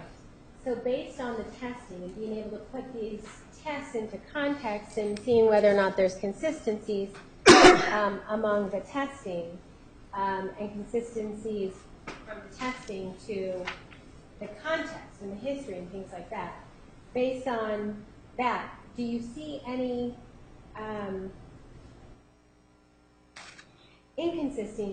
important inconsistencies that among the testing by the different people? No. The test results, when you look at which scales are elevated and not elevated, different tests, different people over almost 5 years, 4 years, are pretty consistent. Now, we don't have anything in the past. Ideally, it would have been nice if somebody in adolescence or a young adult did an evaluation, but just to compare, because that would really tell us more. So we have to rely more on what other people are telling us of what occurred during that time period. But from all the testing that's been done by so many people, and literally, like just that MMPI by itself is 567 questions. When you add up the number of questions of all the tests that have been given to her over all these years, you're into over 2,000 questions. So one of the things we look at is when you have it over time and you have so many, are there inconsistencies? That would help explain maybe somebody's making some of this up because they wouldn't know what to say in a different test 3 years later. And so we do not find major inconsistencies in the test, no matter who did them or over which time. There's certain common denominators that we've now gone over that you see, and if you remember from last time, I showed you some of the other tests that other people had done long before we were involved in the case, and it still gave very similar results. And based on the testing and the, as you say, context or the history and all the records that you've read, do you have a diagnostic impression? Yes. And what is that? And can you explain to us what a diagnostic impression is, I guess, before you tell us? Okay, a diagnostic impression means essentially, did you put together the pieces of the puzzle, and what does it tell you? Are there things that are consistent with testing, observations, records, interviews, etc., that get into more of the diagnostic categories of what we look at in disorders? An impression means that you're not doing a code. If we want to actually put a number on it, which we do sometimes, you put codes. But diagnostic impression is more of what does the picture look like? And that's what we try to focus on more when we deal with these situations. All right, and so do you have an opinion as to what this picture looks like? Yes. And what is that? Everything we've talked about is consistent with post-traumatic stress disorder. We have several different incidents, causes, from childhood abuse, domestic violence in adolescence, the interactions and situations with Mr. Alexander. All those would be consistent with testing of post-traumatic stress disorder, significant anxiety, and the things that go along with post-traumatic stress. And it means you have intrusive experiences, you have avoidance, you have numbing of the emotions, you have detachment, dissociation. All those things would be consistent, and consistent with what some other people had found in the past as well. All right, and is that your complete diagnosis? Oh, no, did you want me to continue? Sure. Oh, okay, I'm sorry. The other one that I would put in there would be major depression. It is sometimes difficult to separate out depression from post-traumatic stress because post-traumatic stress can cause depression. The best data we can look at is other people reporting, and she reporting herself, that depression was back in adolescence. But you had abuse then too. But this has been a long-standing pattern of functioning that she reported. There are times when she wasn't as depressed, but even when you look at the records, even when things are going better than at other times, there's that feeling that she reports of sort of in the back of your head of this feeling of depression, that sort of a sadness that's not coming out full blown, but it's there. So because of the way she reports it and others, major depression would really fit. What changed for us in the history is another area that I would look at ruling out. It wasn't one that I considered. It didn't show up specifically in the testing, but the history and so many people saying it now matched our observations, and that's manic depression, bipolar disorder. The reason that we didn't consider it when just looking at the testing is because there's so many things that sort of pretty well outshadowed it. But as we start doing interviews and looking at the records, then one person after another, from brother to aunt to friend, who are independent, ex-boyfriend Matt, they start using the term, bipolar, shift in moods, would go along fine and have these episodes where really focused, lots of energy, not sleeping much, and as we start putting the big picture together, after looking at all that, started realizing, wow, that is showing up. And then we looked at our own observations and realized that that happened during our own observations and interviews, where she would talk about, even in jail, would have times where she doesn't sleep much and is just writing or drawing or doing things. And that matched what other people said. I think it was either a friend or an aunt, I don't actually remember the exact person, who said she'd be up late at night working on the computer and wondered if she ever slept. And she would talk about times where she has a lot of energy And then we already know about the times when she's depressed. Nobody, to my knowledge, has evaluated her for manic depressive disorder. That would possibly change medication. The medication that she's on has indeed helped the depression, but it could also have a side effect for bipolar disorder. So that would be what we would call, in my terminology, rule out. Can you explain what rule out means? Yeah, it means I'd want more information, and because we have the testing and we have the history, it's showing up. The way you actually at this point would rule it out would be more biochemical, which means somebody would actually look at getting or administering, somebody being a psychiatrist or somebody like that, a particular medication that focuses on bipolar disorder. That's not in my job, but that would be something. And then if it has an effect where the person really modulates both the depression and the manic episodes, that is what would tell you more conclusively that that's probably what's going on.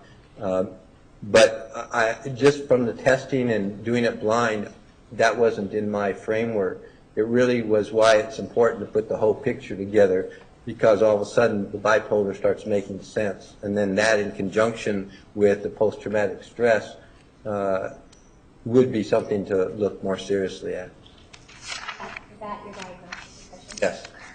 And doctor, based on your review of the record as a whole, including testing and interviews and everything else that we've discussed, do you have an opinion in your expertise? Do you have an opinion as to whether or not Jodi is a victim of domestic abuse? Yes. And what's your opinion? Is that she has been a victim of domestic abuse, both in adolescence with Mr. Juarez and then in the relationship with Mr. Alexander. And are there consistencies or is there information in the record that supports your opinion? Yes. Objection, asked and answered. Approach.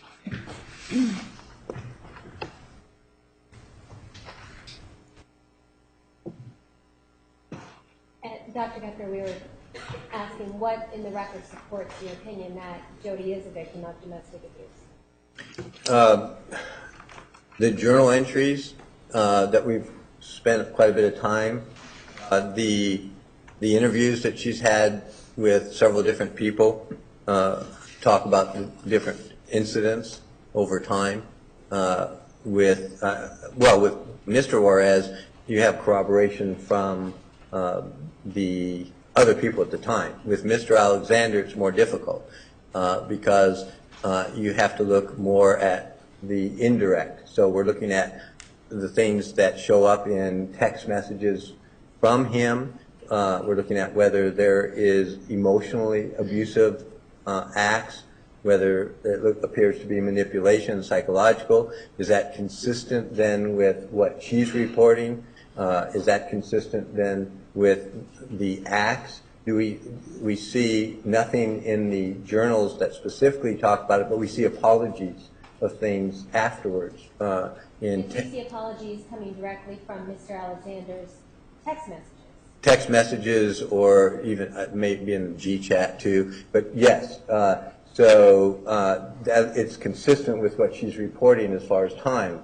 He doesn't necessarily talk about the particular incident, so it is still consistent with what she reports. Her testing, as we mentioned in detail, is very consistent with somebody who is trying to please others, who's submissive, who tends to be much more passive and non-assertive, low self-esteem, somebody who's vulnerable, somebody who has a history of domestic violence, who's more at risk, other people who talk about change in personality, other people who are talking about what she was like at different times, and then the change we see in her journals. So when you put the whole picture together with the testing, with the interviews, with the observations, then it is consistent from the standpoint of is it more likely than not? And then the answer is yes, it is more likely than not. It is more likely than not. That she's a victim of domestic violence. Thank you, Dr. Geffner. Nothing further. Cross-examination. Sir, one of the things that you talked with us about yesterday was this affidavit, which is Exhibit 819. Remember this? Talking to us about this yesterday? Yes, I don't know the number, but Yes or no, you do remember talking to us about it yesterday? Judge, He's able to explain how he remembers it or not. Objection, speaking objection. Yes, I am aware of that. I didn't know the Yes. number. And you talked to us about it, and this is the individual that indicated that he was not willing to do certain things involving his family, and it was his understanding that the court subpoena power was not extended, and this is the same document that you talked to us yesterday about, right? Yes, And in fact, you talked to us about this document in the context of what's at the bottom of it, which is involving the alleged photographs on a computer owned by somebody named Vernon Parker, right? yes, And you indicated that this was another piece of the puzzle, right? yes, And it's something that you considered, right? yes, And it's something that you used in giving us whatever opinions you gave us today, right? yes, You considered this as part of the puzzle, right? yes, And you considered, for example, on the second page, number 30, that says, during the course of conversation, Mr. Alexander confirmed his ownership of the child pornography photographs, right? You considered that, right? yes, Because you were considering it because the defendant had alleged that on January 21, 2008, she had seen Mr. Alexander masturbating to either photographs or images on the internet of a boy, right? Objection No. states the evidence. You didn't consider it. I'm sorry, I overruled the objection. You may answer. you said two different things there. I said didn't, it, Cindy, that's the question. There is an incident alleged by the defendant on January 21 of 2008, right? Yes. That's why you considered this, right? yes, And that's why you took a look at this, and it's something that you considered, right? yes, You know somebody by the name of Stephanie Platt? yes, And she used to work for you, didn't she? yes. She's now a doctor, right? Well, she was then. Well, she's a doctor, though, isn't she? Yes, She's a psychologist, right? yes, And she's the person who actually interviewed this individual first, right? yes, And she interviewed him on the telephone, right? yes. And she took notes, and she took typewritten notes, didn't she? I don't know if she took typewritten, she typed them up. Right? And those are the notes that you have in your file, right? Yes, And in these notes that we're talking about, they're not something like a police report, are they? In other words, they're not something that somebody else gave you, right? correct, They're not something that, for example, the defense attorney gave you, right? correct, This is something that you or somebody in your office under your control generated, right? yes, And these are not, they are part of, but they're not so voluminous, these notes by Michelle Platt, are they? Stephanie Platt? I'm sorry, Stephanie Platt, right? Those notes are not correct. Right, they're 3 pages, right? I can look exactly how long they are. I don't remember, but I can tell you. Hold on. Not more than 5 pages, is it? No, in fact, it is 3 pages, correct. And in fact, she spoke to this individual back on February 7th of 2014, correct? Yes, And you're actually looking at the notes, aren't you? yes, And sir, isn't it true that this individual, whoever that may be, in Exhibit 819, witness number 1, gave her a different story involving these supposed photographs viewed on this computer? Isn't that true? Objection invades the province of the jury. Overruled. You may answer. I'm not sure what you're saying about different Yes or stories. no? If you know, just say yes or no. I don't understand what you are asking. I'm asking Isn't you. it true that this individual, witness number 1, told her something completely different Objection invades the About- province of the jury. Overruled. You may answer. about the photographs and whether or not Mr. Alexander ever admitted that those photographs were his? Isn't that true? Without looking at it, I don't want you to look at it. I want you to tell me where you're going. I don't know specifically from my memory. I would have to look to see if it's different. My impression was Yes that, or no? Do you know by your memory? Yes or no? yes or no, what? Do you know what he said, this individual said? In detail? Not in detail about who owned these photographs or whether or not Mr. Alexander indicated that he actually owned those photographs. I don't think the word owned showed up anywhere in this So the answer is affidavit. no? You don't remember? No, you just asked Well, whether, then you say the word. Objection argumentative. am I allowed to answer? Overruled. Do you have a next question? Let's take a look at Exhibit 819. You're talking about there's no word owner. Don't you see the word ownership there? Yes or no? I see it there. So isn't it true that the word ownership is involved in this case somehow, at least as to witness number 1? That's what he said, right? Ownership. Yes, that is what he said. And isn't it true that in terms of the ownership, isn't it true that he told something else to Dr. Platt about the ownership? I don't recall from memory the word ownership in our records. I'd have to look. Isn't it true, sir, that you didn't even review Stephanie Platt's statement before you testified? Yes or no? Did you review it? Yes. So then you would know then, you don't need to look down then, you would know then that according to this individual, Objection, Judge, if he's reading for something, it should be marked. Approach, please.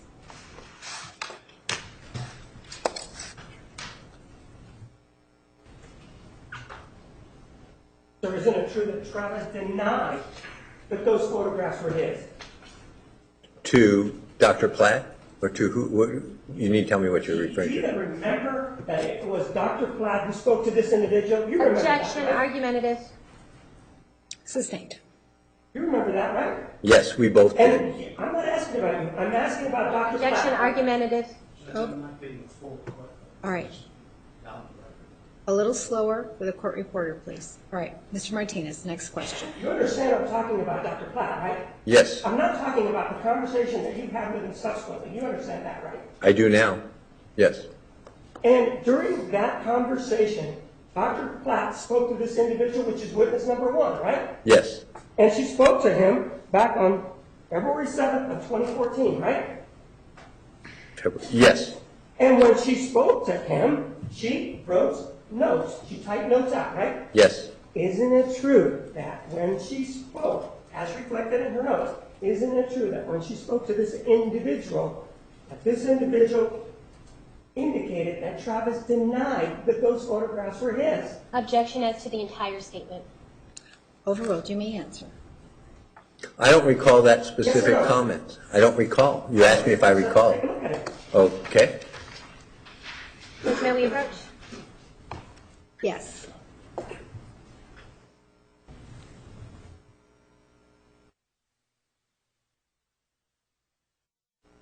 Take a look at it.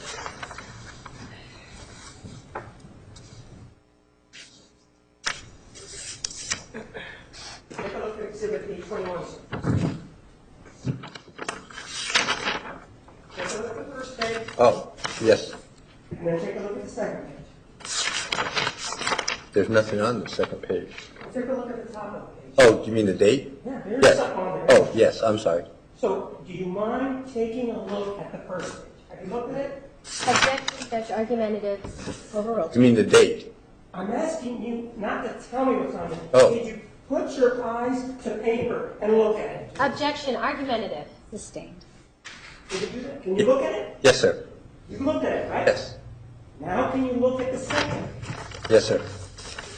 You recognize that that's an excerpt or a portion of Dr. Platt's notes, right? Yes, it is. And those are true and that's a true, except for the part that's whited out. That portion is a true and accurate copy of Dr. Platt's notes as they reference this issue in Exhibit 819 about ownership of the child pornography photograph. Doesn't it? You asked two questions there. I'm trying to answer. The first part is, yes, it's a reflection of our notes, and those are accurate. Second is, if you're saying, does it reflect ownership? That's No. Okay. Is it a true and Yes. accurate depiction of the excerpt that's set out in your original? It is. All right? I may have it back. Yes, sir.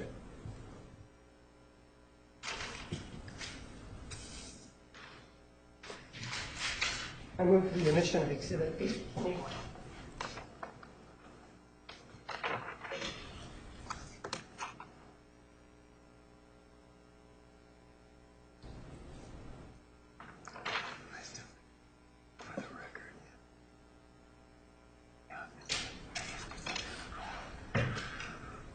I'm sorry, Judge. We have an objection. May I approach? You may.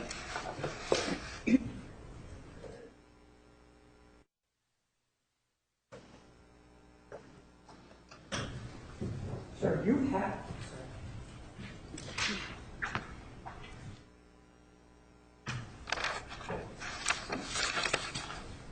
you have the entirety of Dr. Platt's statement in front of you, don't you? Yes, sir. It's 3 pages, isn't it? Yes, sir. Isn't it true that nowhere other than on the top of page 2 does the issue of whether or not Mr. Alexander admitted ownership of the child pornography photographs is discussed? It's discussed nowhere else, is it? Objection as to not just the top of page 2, given what we discussed. All right, objection noted. Can you answer the question? Other than that, in that particular paragraph, I don't think it's anywhere else in her 3-page note of notes. I move for the admission of Exhibit 821. Same objection. Overruled. Exhibit 821 is admitted.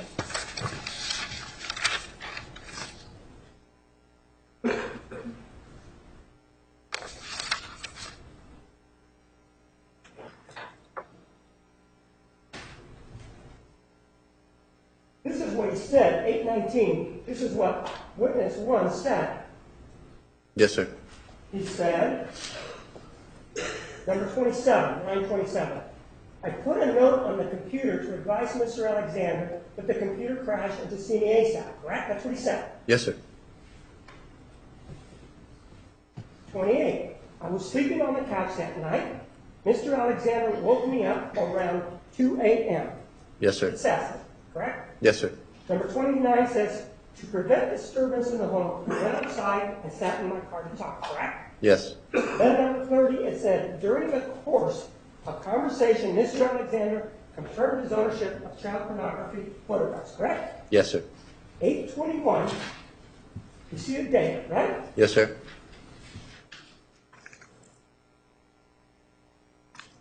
Which is February 7, 2014, right? Yes, sir. That was a telephonic conversation, right? Yes, sir. That interview was done at your request, wasn't it? Yes, sir. Didn't need you to supervisor because at that time she was a doctor too, wasn't she? Well, she was licensed. She was licensed. She was licensed in psychology, right? Yes, sir. She was licensed to practice psychology in California, correct? Yes, sir. Just like you're licensed to practice in California, right? As one of the places I'm licensed, yes. So you are licensed to practice in California, right? Yes, sir. So she was licensed just like you, right? At that time. Yes, sir. And then she took notes, correct? Yes, sir. And she told you that she took notes, right? Yes, sir. And she put her notes in typewritten form, right? Objection asked and answered. Overruled. Yes, sir.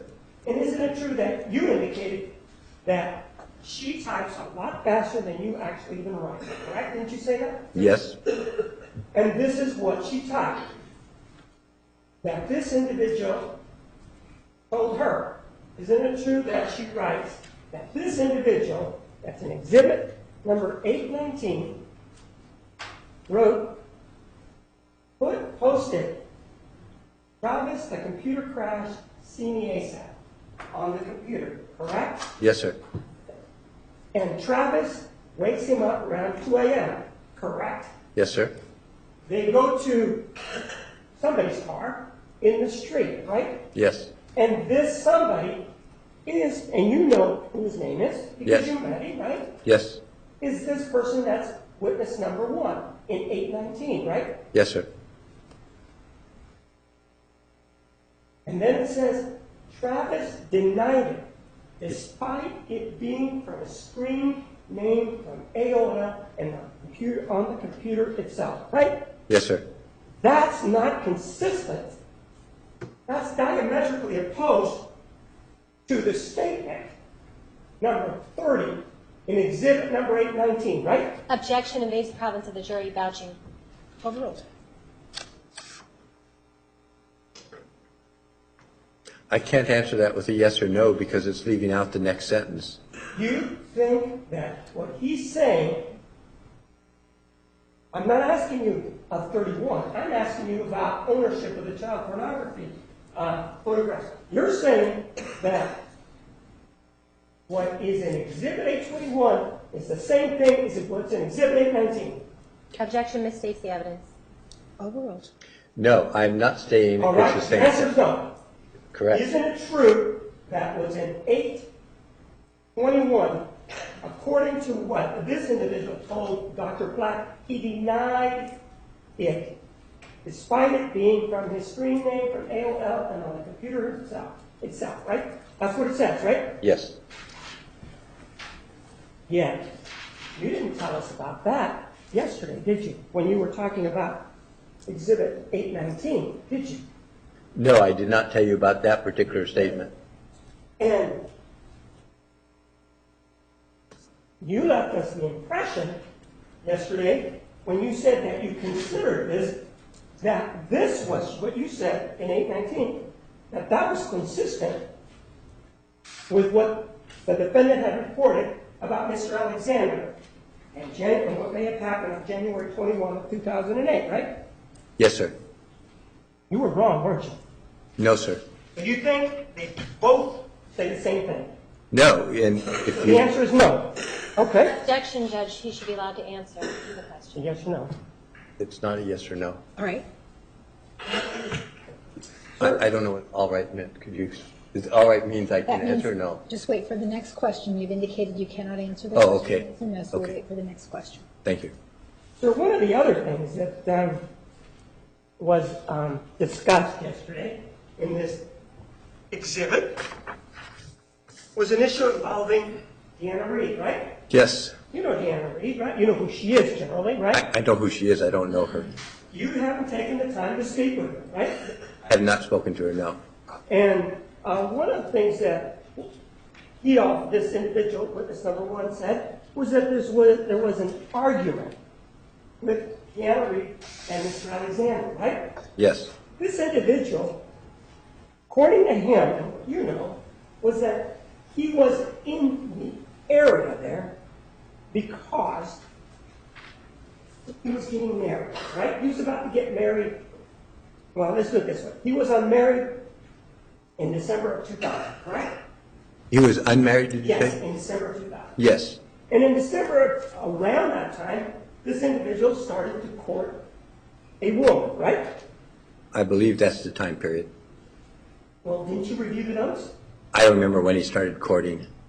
And he started to court this person via the internet, correct?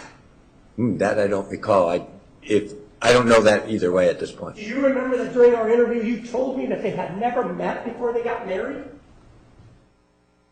That I told you that in our interview? Yeah. I don't remember. If I did, I could have. I don't remember that now. Well, isn't it true? You're talking about the first interview we had. Pardon? You're talking about the first interview we had, right? I'm just talking about any of the interviews. Oh, well, we definitely didn't talk about in the second one. Wait, I don't even know how many we've had now. Oh, 3. Okay. I have to say, give me a second to think. First interview. I actually do not recall what I told you in the interviews way back. I can't tell you that. Isn't it true then that this individual, witness number one, did not meet his bride for the first time until she traveled to Southern California? Oh, that I think is accurate. Right. And that they began corresponding. The internet, Yes. or letters, they began corresponding and formed a relationship that way, correct? That is my understanding. And as a result of that relationship, she traveled from wherever she lived in this area where the court's subpoena power doesn't extend to Southern California, right? That is my understanding. And this individual, to your knowledge, is still married to the same woman, right? Yes. So there's no other marriage that we're talking about. No No. confusion about that, right? Not that I'm aware of. In your investigation, are you aware of any other marriage that may have been involved? No. And during the time that she comes out here, she stays at a house, doesn't she? She, pardon? She, the bride-to-be, stays at a house, right? Yes, And the house is owned by a bishop by the name of Vernon Parker, right? that is my understanding. And during the time that she stays there, that's when the decision between this individual, witness number one, and this woman is to be made as to whether or not they are going to be married, right? That is my understanding. And there's this engagement that eventually takes place, right? Yes, And he's only been married one time, right? I believe so. He's still married to the same woman, right? Objection asked and answered. This thing. Well, this woman that he's married to had a diary that she kept, right? That's my understanding. You keep saying that's your understanding. That's something you know, isn't it? Well, no, I don't know it. I didn't look at it, so it's my understanding based on what I was told And didn't you read that in Dr. Black's notes? and in my own. But I didn't read the actual diary, so it's my understanding that you had. I'm not asking you whether or not you read the diary, correct? I'm not asking you that, right? Right. I'm asking you whether or not this woman kept a diary. Yes or no? According to what she told you.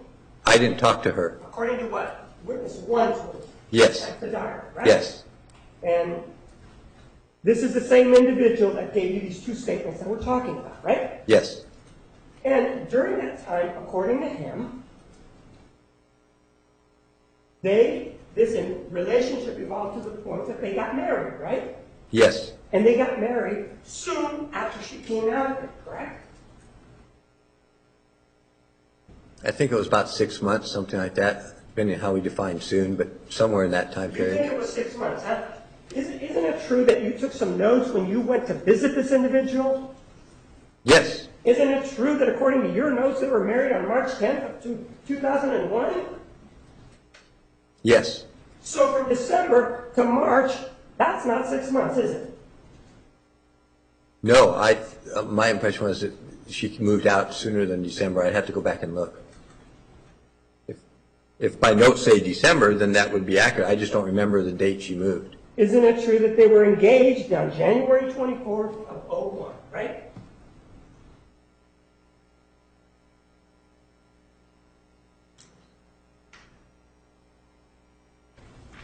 I don't have that date in my memory. I Isn't it don't true that know. when you talked to him, that's what he told you?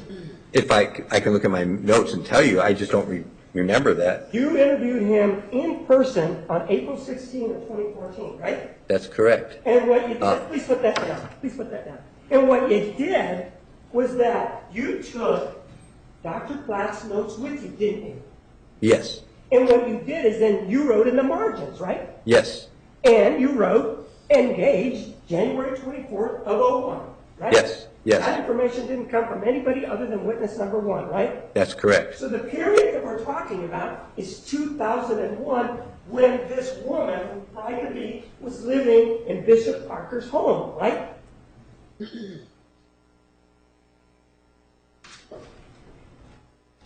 You talk about the woman, meaning the one he's now married to. Do you have any information from anywhere that he was married at any other time? No, I'm trying to distinguish whether you're talking about Miss Reed or his wife. I just didn't know who you're referring to. I'm talking about the woman that's married. Do you think that Miss Reed is married? No, sir. You asked me about her before, so I'm just making sure. So no, I have no So information. my question is, do you think that Miss Reed is married, yes or no? I don't think so. I don't know. So we're talking about this individual, witness number one, we're talking about his wife now, correct? Yes. She stayed at Bishop Parker's home, right? Yes. And he, this witness number one, was not staying there, correct? Correct. And this computer that they're talking about was a communal computer, right? Yes. Everybody had access to it, right? That's my understanding. You keep saying that's my understanding. That's as if you're not sure. Isn't that what witness number one told you? If we can define what somebody told me as, yes, I'm happy to do that, but I don't know that for sure. Somebody did tell me that, so yes, that would be my understanding. I don't know it for sure. So when you're saying you don't know it for sure, you may have some doubts as to whether or not witness number one may be telling you the truth now. No, it means that somebody else told me, so I don't use the terms you use. If we're going to define that somebody else told me to say, yes, I'm happy to do that, but I just want to make clear that when I say it's my understanding, it means because I'm getting it from somebody else. So witness number one was not living in Bishop Parker's home, right? That is correct. And the computer that we're talking about was in the living room, right? Or that he's talking about was in the living room, right? I believe so. I'd have to look to see if that's what they call the living room, but it was in the room, in the place, and he even drew it for me. It was available to everybody that had access to the house, correct? Yes. In fact, witness number one actually had access to that computer, didn't he? Yes. And so did his bride-to-be, right? Had access? Yeah. Yes. So did anybody else in the house that came to the house, right? Yes. And it was in this house that the relationship between, when she lived in the wife-to-be lived in this house, it was there that this relationship flourished, and as a result of the time, late 2000, early 2001, that they decided to marry, right? Yes. And according to your notes, it was March of 2001 when they got married, right? Yes. It was January 24th of 2001 when they got engaged, right? Objection asked and answered. Sustained.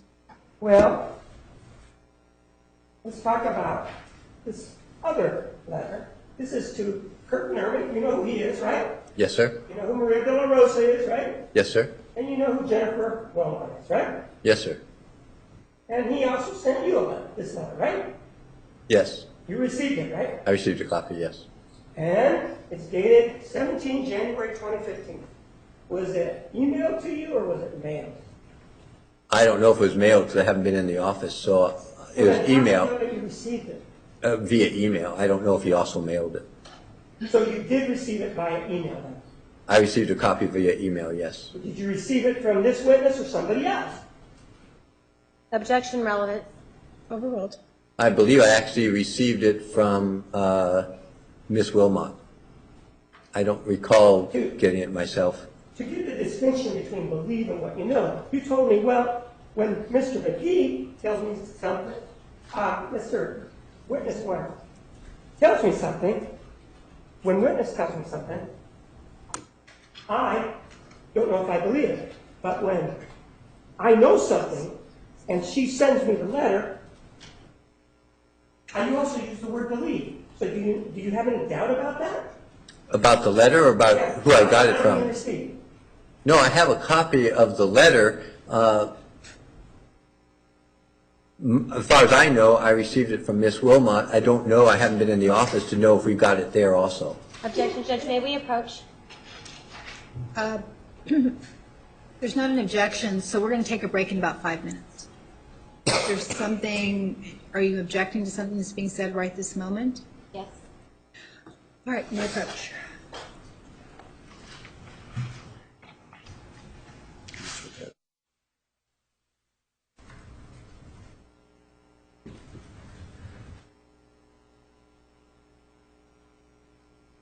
But this individual, in this January 17, 2015 clarification that he filed, whatever he wants to call it, to whom it may concern letter, talks about the date, doesn't he? This is something you testified to? Yeah, well, are we talking about the same incident or different? This date's referring to a separate thing, not the computer as far as I know. Sir, you testified to this document yesterday, right? Yes, You talked about it yesterday, yes or no? yes, In this document, there's a statement that says, it is my statement that on or about 18th January 2001, my wife, and then it goes on, right? And it Yes. ends with, get it through your fucking head, I am not going to marry you. It goes through that, right? yes, sir. That's his description of Mr. Alexander abusing or being physical with the NRE, right? Yes, sir. He then says, in the second page, I have made a genuine and honest error. Only two possibilities exist. I have made a genuine and honest error in citation of the time frame and this matter occurred later in the year in November or December of 2001. That's what he said, right? Yes, sir. That's impossible, right? What's impossible? That it could have happened in December of 2001. Why is that impossible? Well, didn't he just tell you that that he got married in March of 2001? Yes, but I'm not clear why this would be impossible. Because he references that the incident with Deanna Reed occurred at the time that his bride-to-be was living with Bishop Parker, didn't he? Yes or no? You got to tell me which time you're referring to. In our interview or what he's saying in his affidavit? I'm talking about what he told you, and I'm talking about what he told you first. What did he tell you about it? Isn't it true that when you spoke to him, he said that the incident involving Deanna Reed occurred when they were going through this courting relationship period? Right? That's what he told you.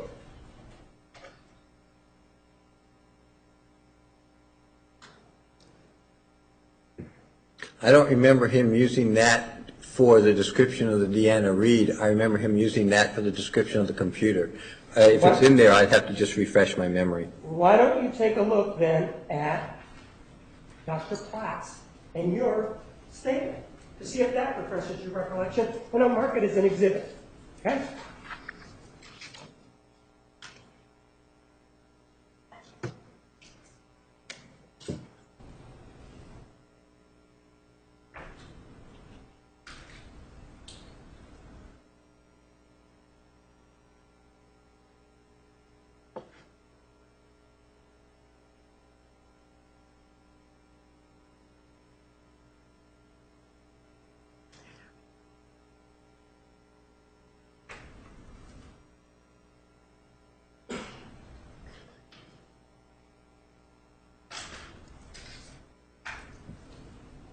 Go ahead and take a look at Exhibit 822 and see if that refreshes your recollection.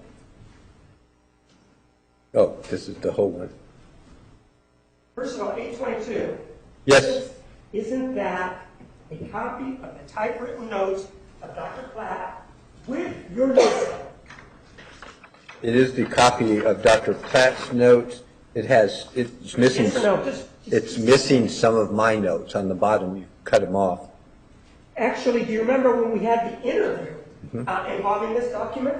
Yes. And do you remember that the documents that you provided me had them cut off? Do you remember that? Yes, and I read them Hold too. on, yes or no? Yes. And do you remember that you read them to me? Right? Yes, sir. And the items that were cut off. Go ahead and read from yours. Would you readily mark your notes? This is fine. Go I've just. mark your notes then. Go ahead. Okay. Give them to me, please. Objection, Judge Thurston. Objection to marking his notes. We already have the same notes marked. But you're saying they're not accurate. All right, we'll mark them and we'll make a copy during the break so that you can have your original back. It's bigger, so that's why it didn't cut off. You'd have to shrink it to copy it. We'll make a copy of your notes. So in fact, let's take the recess so that we can do that. Well, 10 minutes, ladies and gentlemen, 10 minutes. Please remember the admonition. It's front and back, and it's longer. Okay.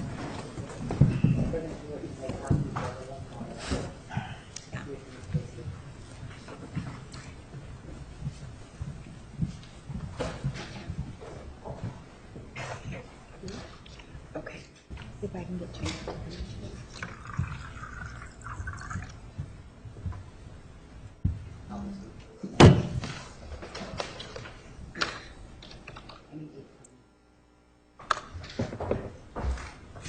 It's larger. I would need 14 paper size, because you just have to shrink it to get it all in, which we weren't able to do. Okay. And it's front and back on one of them, too. All right, thank you. Yeah, one page. Yeah, sorry. And you're going to give me back my original something. Yes, come back to you. That's for how long? We are, for 10 minutes. Thank you. Yes. 21. I have 821.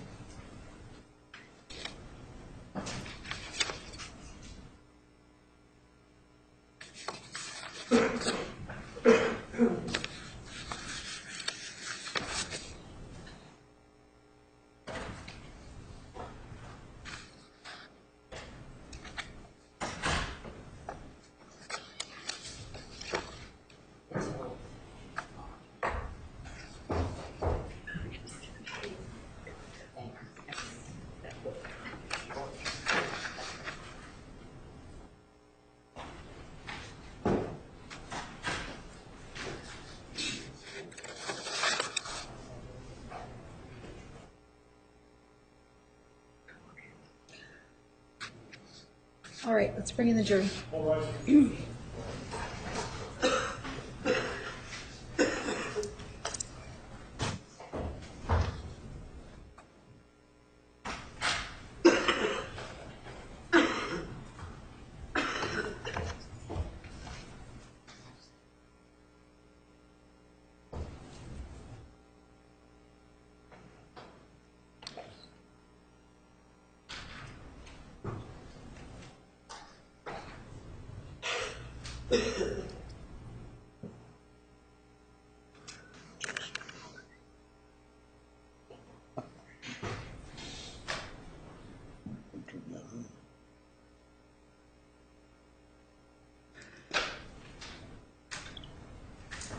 Oops.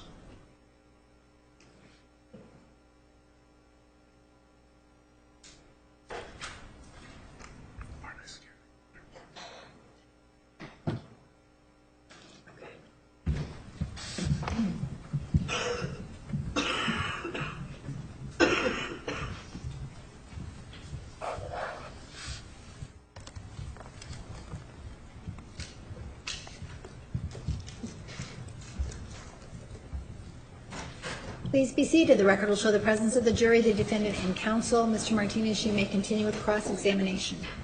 One of the things we were doing was talking about the affidavit, Yes, sir? and it was Exhibit 819, and we were talking about this individual indicating that only two real possibilities exist relative to this matter, and we were talking about number 2. I have made a genuine and honest error in the citation of the time frame in this matter occurred later in the year, November or December of 2001. That's what it says, right? Yes, sir. When you traveled to where it was to meet him, you actually go confirmed that it occurred on the 18th of January 2001, didn't you?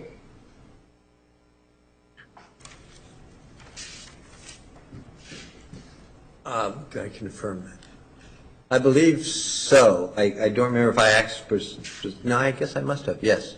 You confirmed with him that what the event that he was talking about occurred on January 18th of 2001, right? Yes, sir. So, and the reason that, part of the reason that you know is that this individual told you that he consulted his wife's journals, right? No, that's not accurate. The wife's journals was dealing with the computer. Well, then let's take a look at another couple of exhibits.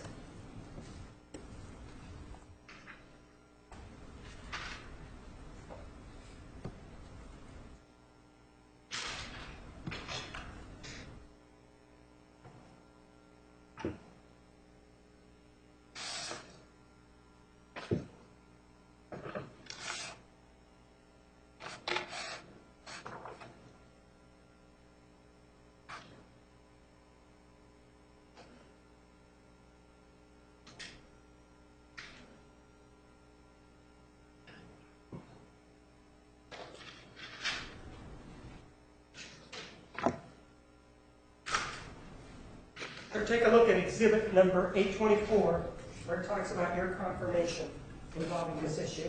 Why don't you take a look at that first? And keep that looking at it, let me know.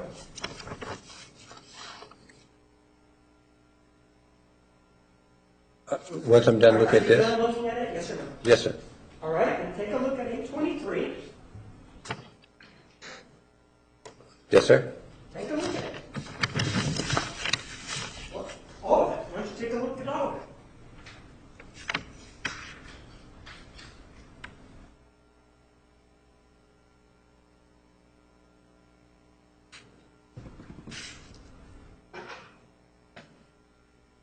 Yes, sir. Take a look at the next page. There's more than one page, right? Yes, sir.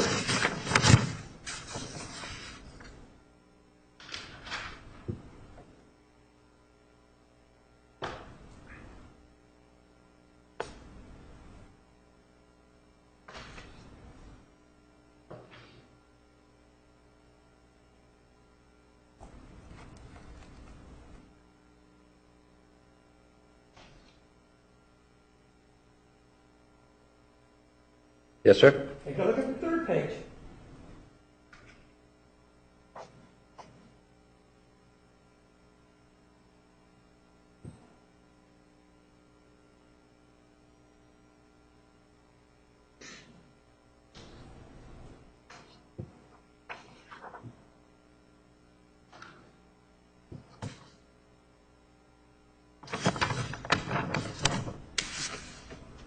Yes, sir? And there's, you turn it over, there's something, don't need to look at that for purposes of this, these notes, those don't apply, right? Correct. And there is a diagram, take a look at that. Yes, sir. And these are your notes, right? These are your original notes from your file, right? The drawing is not the written comments in dark ink or mine. Sir, the diagram, isn't it true that it came from your file? Oh, yes, but I didn't draw them. It was in my file, but I did not draw it. I'm not asking you if you drew it. Isn't it true that the diagram came from your file? Yes, Isn't it true that the notes also came from your file? yes, These notes and that diagram came from your file, right? yes, Objection, asked and answered. Overruled. So, and you reviewed them, right? yes. And now, if you don't mind, Both of them. isn't it true that with regard to the confirmation, that it refers to the date involving incident between, the alleged incident between Travis Alexander and Deanna Ring? Yes, So you confirmed that the date was actually January 18th of 2001, didn't you? yes, sir. So then, when he writes that there's only two real possibilities existing, number two does not exist based on your confirmation, right? No, it's not accurate. He's saying that what my confirmation was not accurate. So that's what he's saying in his recent affidavit. Let's see how this works out. You traveled to visit him, right? No, I traveled to do training and met him when I was doing the training. Traveled to another place, didn't you? Yes, sir. And you met this individual, right? Yes, sir. And when you met this individual, you had Dr. Platt's notes, right? Actually, they were sent to me. Did you have, isn't it true that you had Dr. Platt's notes when you sat down and spoke to this individual? Yes, sir. And isn't it true that you put pen to paper when you were talking to him? Yes, sir. And that these notes to the side are your notes being made at the time that you were speaking to this individual? That's correct. And you confirmed at that time, when you were sitting there with him, putting pen to paper, that the date that this individual claims to have seen this fight, January 18, 2001. Objection, asked and answered. Overruled. You may answer. Yes, sir. Regard to number one, you say you haven't talked to Deanna Reed, right? That's correct. But you're aware that she was out of the country serving a mission from June of 2000 to November of 2001. You know that, right? Yes, sir. And that she was there continuously for that whole period, 18-month period. Objection, knowledge. Overruled. You may answer. I don't know that. I only know what's in her interview. Right, and that's what she said in her interview, right? That is correct. She said in her interview that she was continuously in Costa Rica from June of 2000 to November of 2001, right? I don't remember where she said she was, but that she was on a mission. Out of the country. Yes. Isn't it also true, sir, that with regard to Mr. McGee, involving the computer, he lied to Bishop Vernon Parker? Yes. Objection. Judge, may we approach? Yes.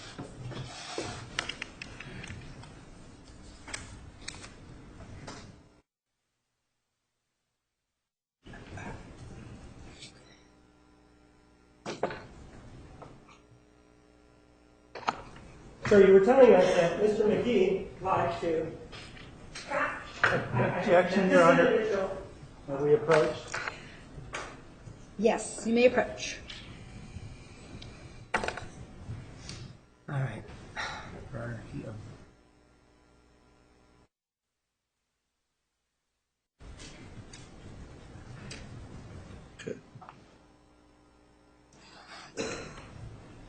Sir, this individual indicated that he lied to Bishop Parker, didn't he? No, it's not what he said. Well, isn't it true that just previously you indicated yes? And I was mistaken because I went back and read it again, and what he said was he was So you were dishonest. mistaken. What you think, what he said. Objection, Judge.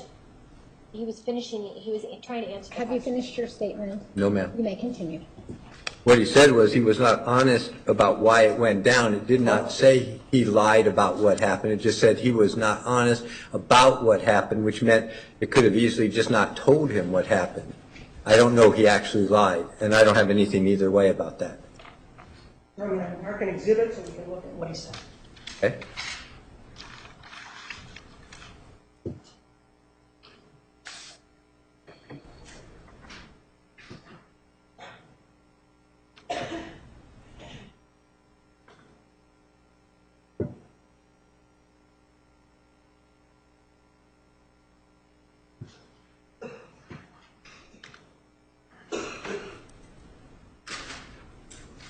Take a look at exhibit number 825. May we approach? You may.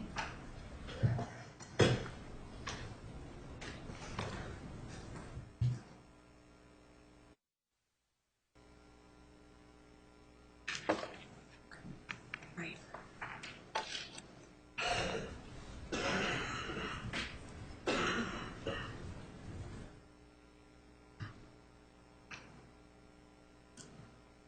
Sir, take a look at exhibit 825.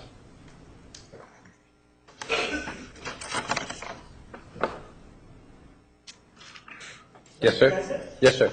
Is it a true and accurate description of what's in the nose of what this individual said? Yes, sir. I move for the admission of exhibit 825. Judge, same objection at the bench. All right, overruled. Exhibit 825 is admitted.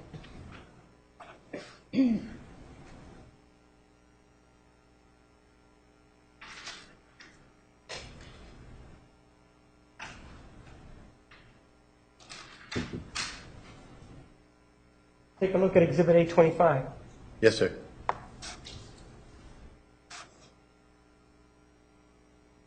Was not honest with Bishop Parker Yes, sir. why it went down, right? Yes. He wasn't honest with them, right? Objection asked and answered. And vague. Overruled. To me, answer. Right? That's what he said, yes. And then it says, if tells him about what materials was on his personal computer, he would be disciplined by the church right before he's getting married. So the computer incident happened right before he was married, right? Objection, compound question. Overruled. To me, answer. Right? That's my understanding, yes. And he got married on March 10th of 2001, right? Yes. And could jeopardize his wedding in the temple, but they all remember the computer crashing, right? Yes, sir. Actually, if anybody was viewing any child pornography based on what we have here, it was this individual. Objection, no good faith basis. Overruled. To me, answer. You're asking me if... Wait, could you ask that again? Isn't it true that this individual would view the child pornography? Well, he said it showed up on the screen when he was using it. Depending on what you mean by viewed, he saw it when it popped up. He put Yes. his eyes to the monitor, right? Well, looking at the monitor when it popped up is what he said. He did more than that, though, didn't he?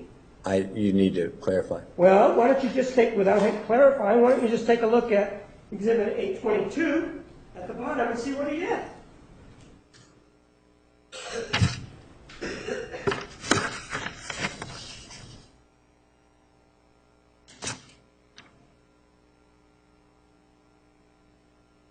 Oh, yes, he checked the folder. So the answer is yes, he did look at it, right? I'm sorry, say again? So the answer is yes, he did look at it, right? Objection, vague.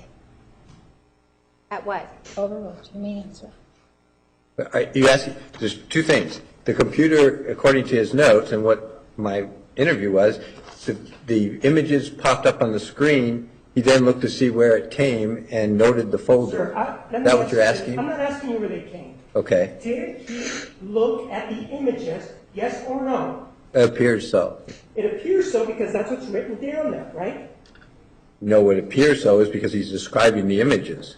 And he describes them in certain detail, doesn't he? Yes, And he describes ages, doesn't he? more or less. Not more or less. Well, 10 to He gives an 13-year-old. exact age for the female, doesn't he? For the female, he does. Well, for the first, Yes or no, doesn't he? Judge, may he finish his answer before Yes. the next question? You may finish your response. the first one he says is 8, then he says the boys were roughly 10 to 13, and then he says the blonde girl is about 8. So he doesn't say exactly, there are different things he's talking about in that particular paragraph. I'm talking about the girl. Okay, Which was in it. you talk about the first girl. So you believe there were 3 girls, right? I don't know how many, he's talking about this various images, and he's talking about one performing oral sex, he's talking about another one Let being me talk penetrated. about the ages. Objection, Judge, may he finish his answer? Yes, you may finish your response. I don't know if they're one, because he's talking about different instances with different age kids, so as far as I know, there's more than one. And the fact that he was able to give such description means that he viewed the images, right? I would assume so, yes. Or else he wouldn't be able to give that description, right? Correct. And then he says, after that, that he's afraid he's going to be disciplined by the church, right? Yes. If he did nothing wrong, there would be nothing for him to be disciplined. Objection, right? foundation, knowledge, church. Overruled. You may answer. Judge, may we approach? Yes.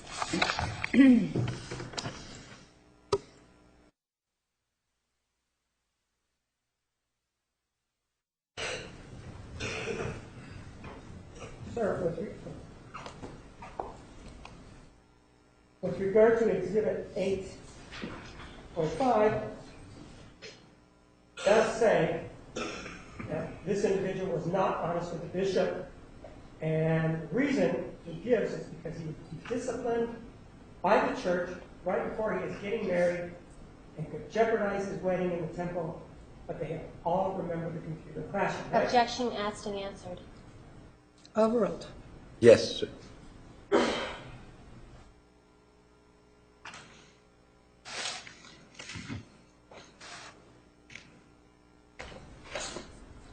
One of the things that, Judge, may we approach? Yes.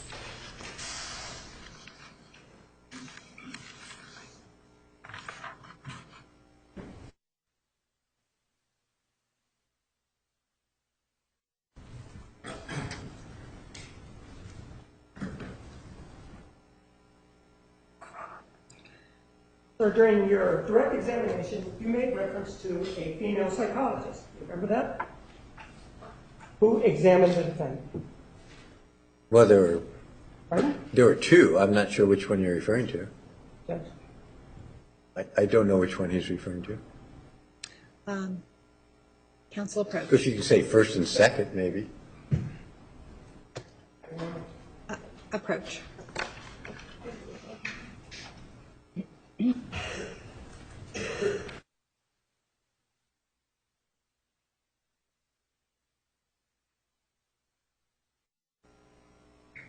Gentlemen, we're going to take a 2-minute recess. I'm just going to ask that you walk outside, hallway, stretch for a couple of moments, and we'll bring you right back. We are going to be adjourning right at 5 o'clock. All rise.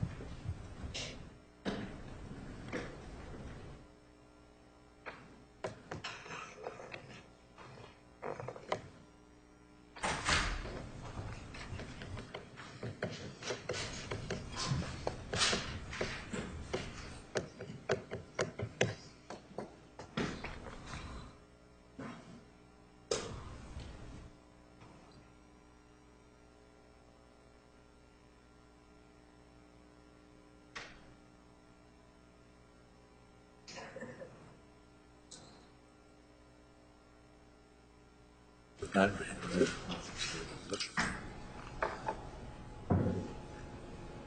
That is your friend. Email number one. Oh, I didn't say a name. I just said first. Well, she was a person. Female. First female. That's what he meant. First female psychologist. All right. Okay. Okay, I'll just say female. Well, now I know who you're referring to, so I'm fine with it. If we're going to switch gears, just let me know. Okay. All right, let's bring the jury in. About them. Okay, then that's fine. I just didn't know. All rise for the jury.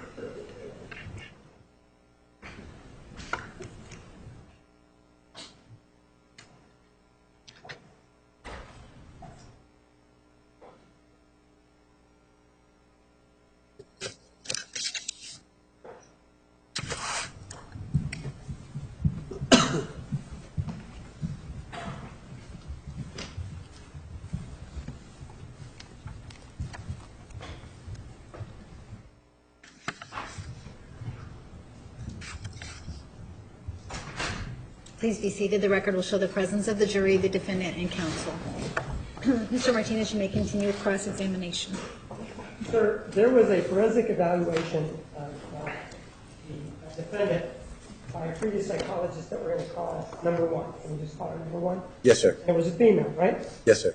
And this psychologist, number one, interviewed the defendant back on February 3, 2010, correct? Yes, sir.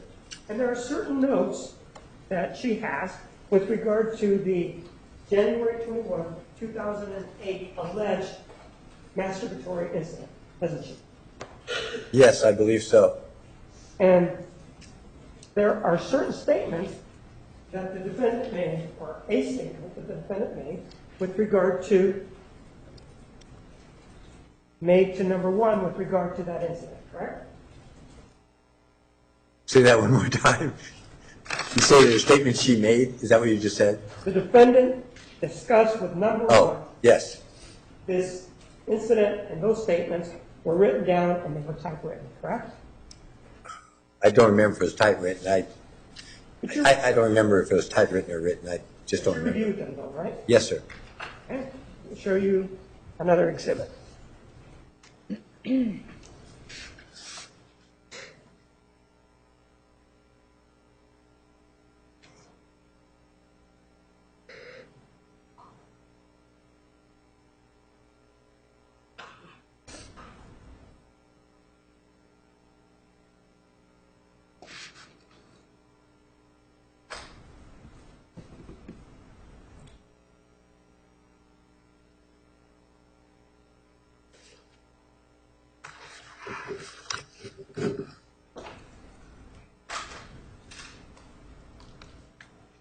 Take a look at it. Isn't it true? Look at it. Once you look at it, let me know. What exhibit number? 826.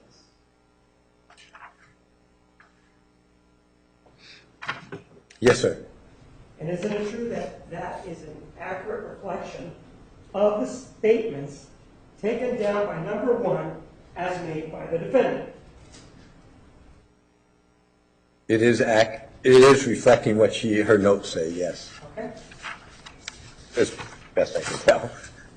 I move for the admission of exhibit 826.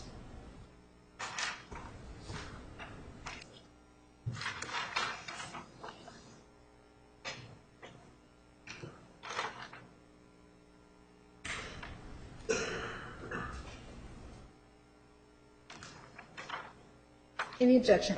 Yes, Judge, we do object. You may approach.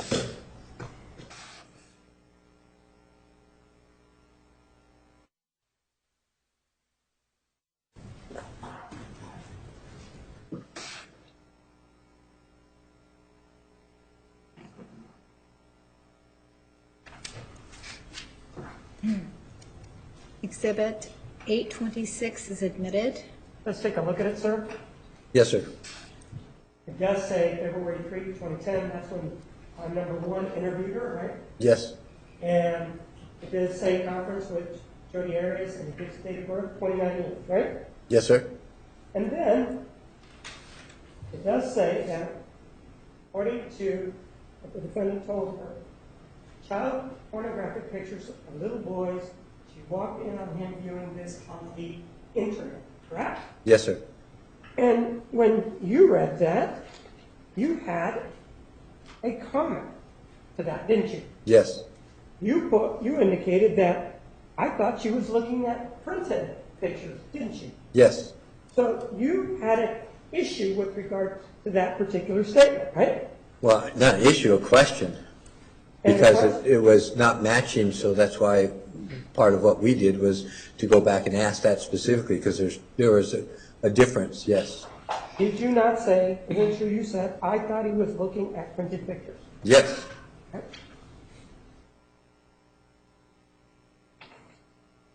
Number one also has written notes, doesn't she? You mean besides the typed? Yes, isn't it true that number one Yes. interviewed the defendant on April 29, 2010? Yes. And this same issue was discussed in terms of whether it was internet or pictures, right? However, yes or no? I don't have the note. I'd have to see specifically if she definitely talked about the pictures, but my note doesn't say whether it talked about the internet at the second in the written notes. I didn't see that, if you don't mind. I'll show you the written notes. Okay. And you were looking at something, those are the written notes? No. Number one, right? No, these are, remember I told you summaries? So these are, I'll look at the yes. So I don't have her actual notes here.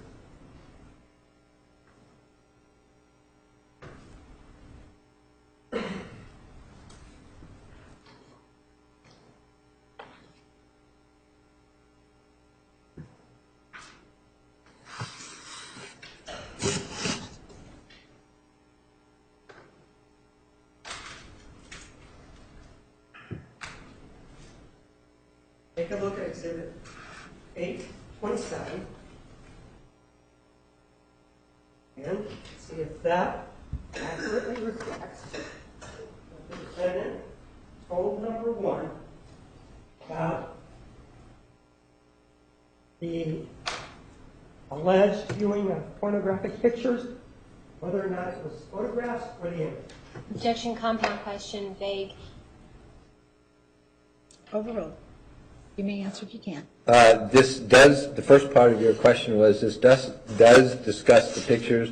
The second part indicates that they were not on the internet, they're actual pictures because they're spread out on the bed, which actually matches my notes and doesn't match the typed one. That's correct.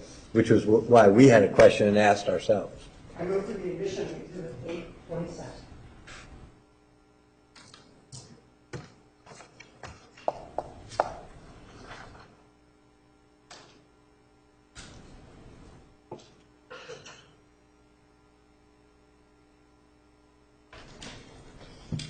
Any objection? No objection. 827 is admitted.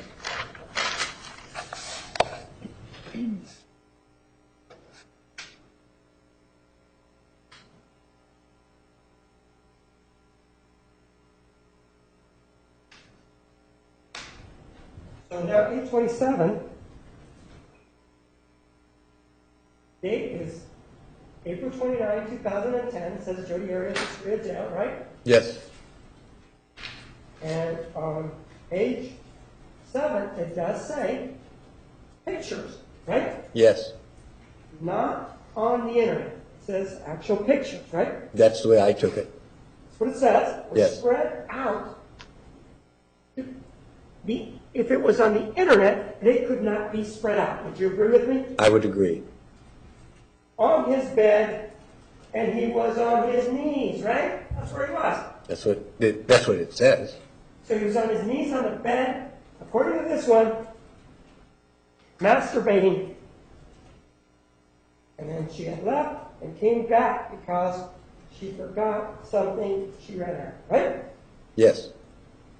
Isn't that something that you knew or that you reviewed, right? Wait, say again. It's something I didn't hear at the end of it. That's something you reviewed, these notes by number one, right? Yes.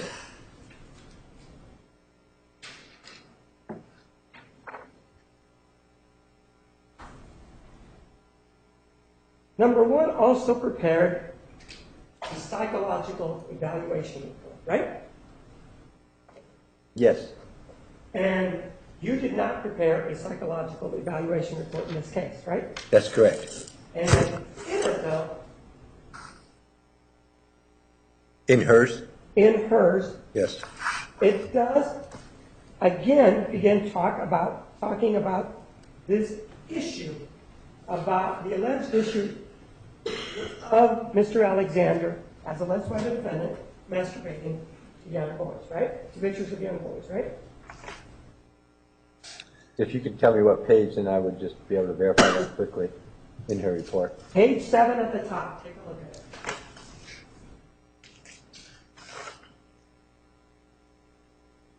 Yes, sir. And one of the things that happened is that you then had a comment about that, right? About the discrepancy between pictures and internet, if that's what you're referring to. Right, right, Correct. Because there was we caught the discrepancy. right. And you said it contradicts number one's notes about the internet. That's what you said, right? The type notes, yes. And so you yourself have said that those two statements are contradictory, right? I think the word I used was discrepant. What's that? Discrepant? There's a discrepancy between the two.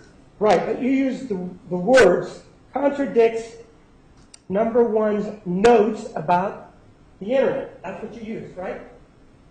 You want to take a look at that? But where what are you referring to? You're referring to Look something at, separate. it is do you have your notes in front of you? Of, The original notes that were disclosed to us, do you have those in front of us? Or you were? oh, yes, you mean my interviews. Let's do this. Yeah. You're talking about the interviews? That way I know. Oh, no. You said notes, that's a little bit more vague. Let me just mark it. Okay.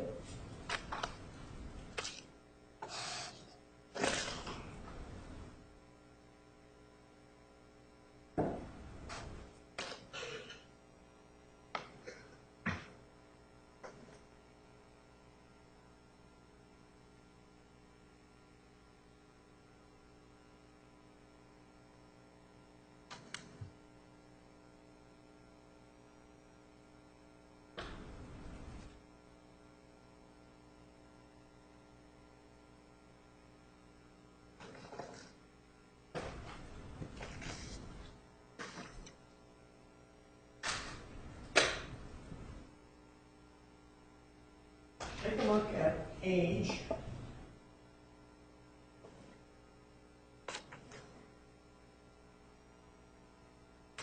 Take a look at page 63. 63? I'll show you where it is. Okay. Right here. Oh, in the summary you're talking about. Okay. And look at the board ones. Those are your comments, right? Well, it's mine or one of my staffs, yes. It's what? Mine or one of my staffs.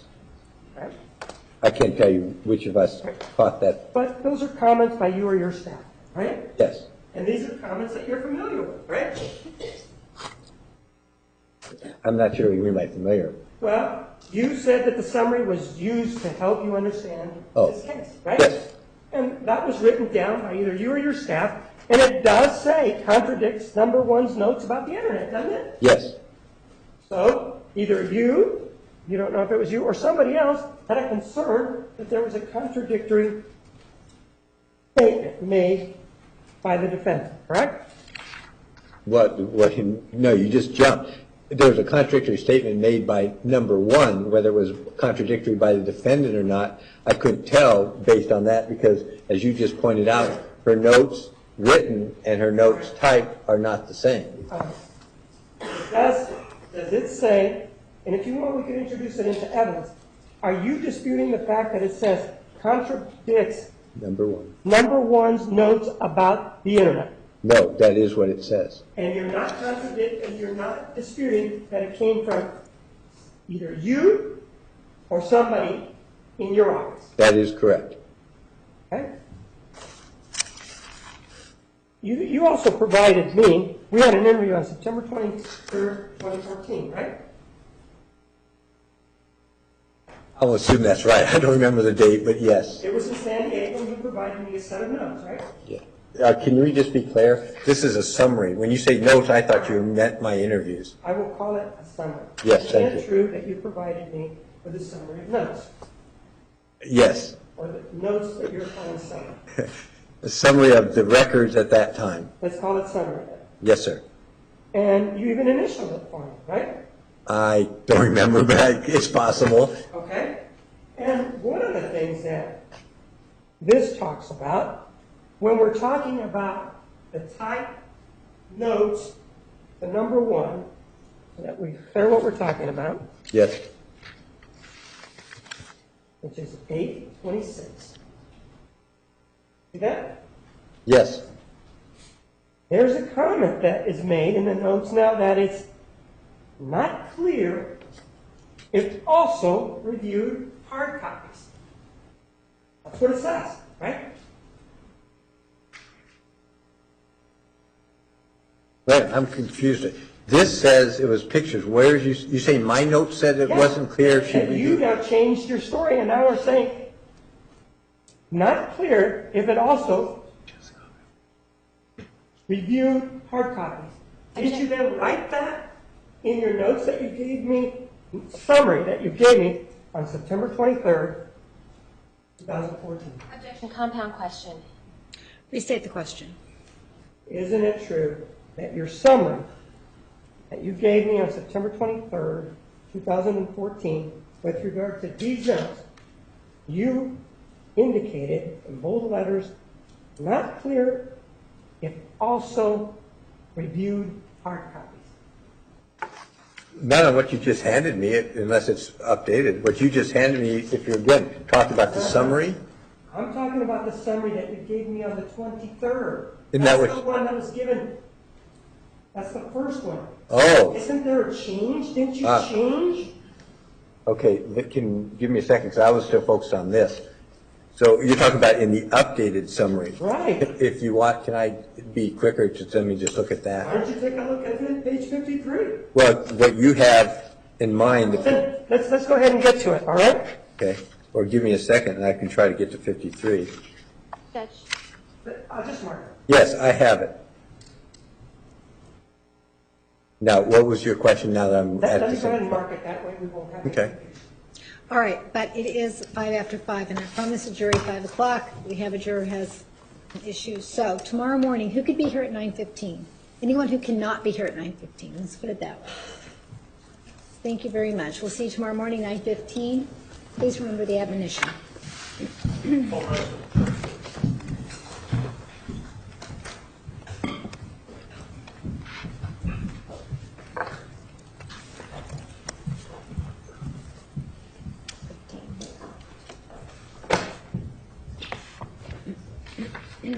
Okay.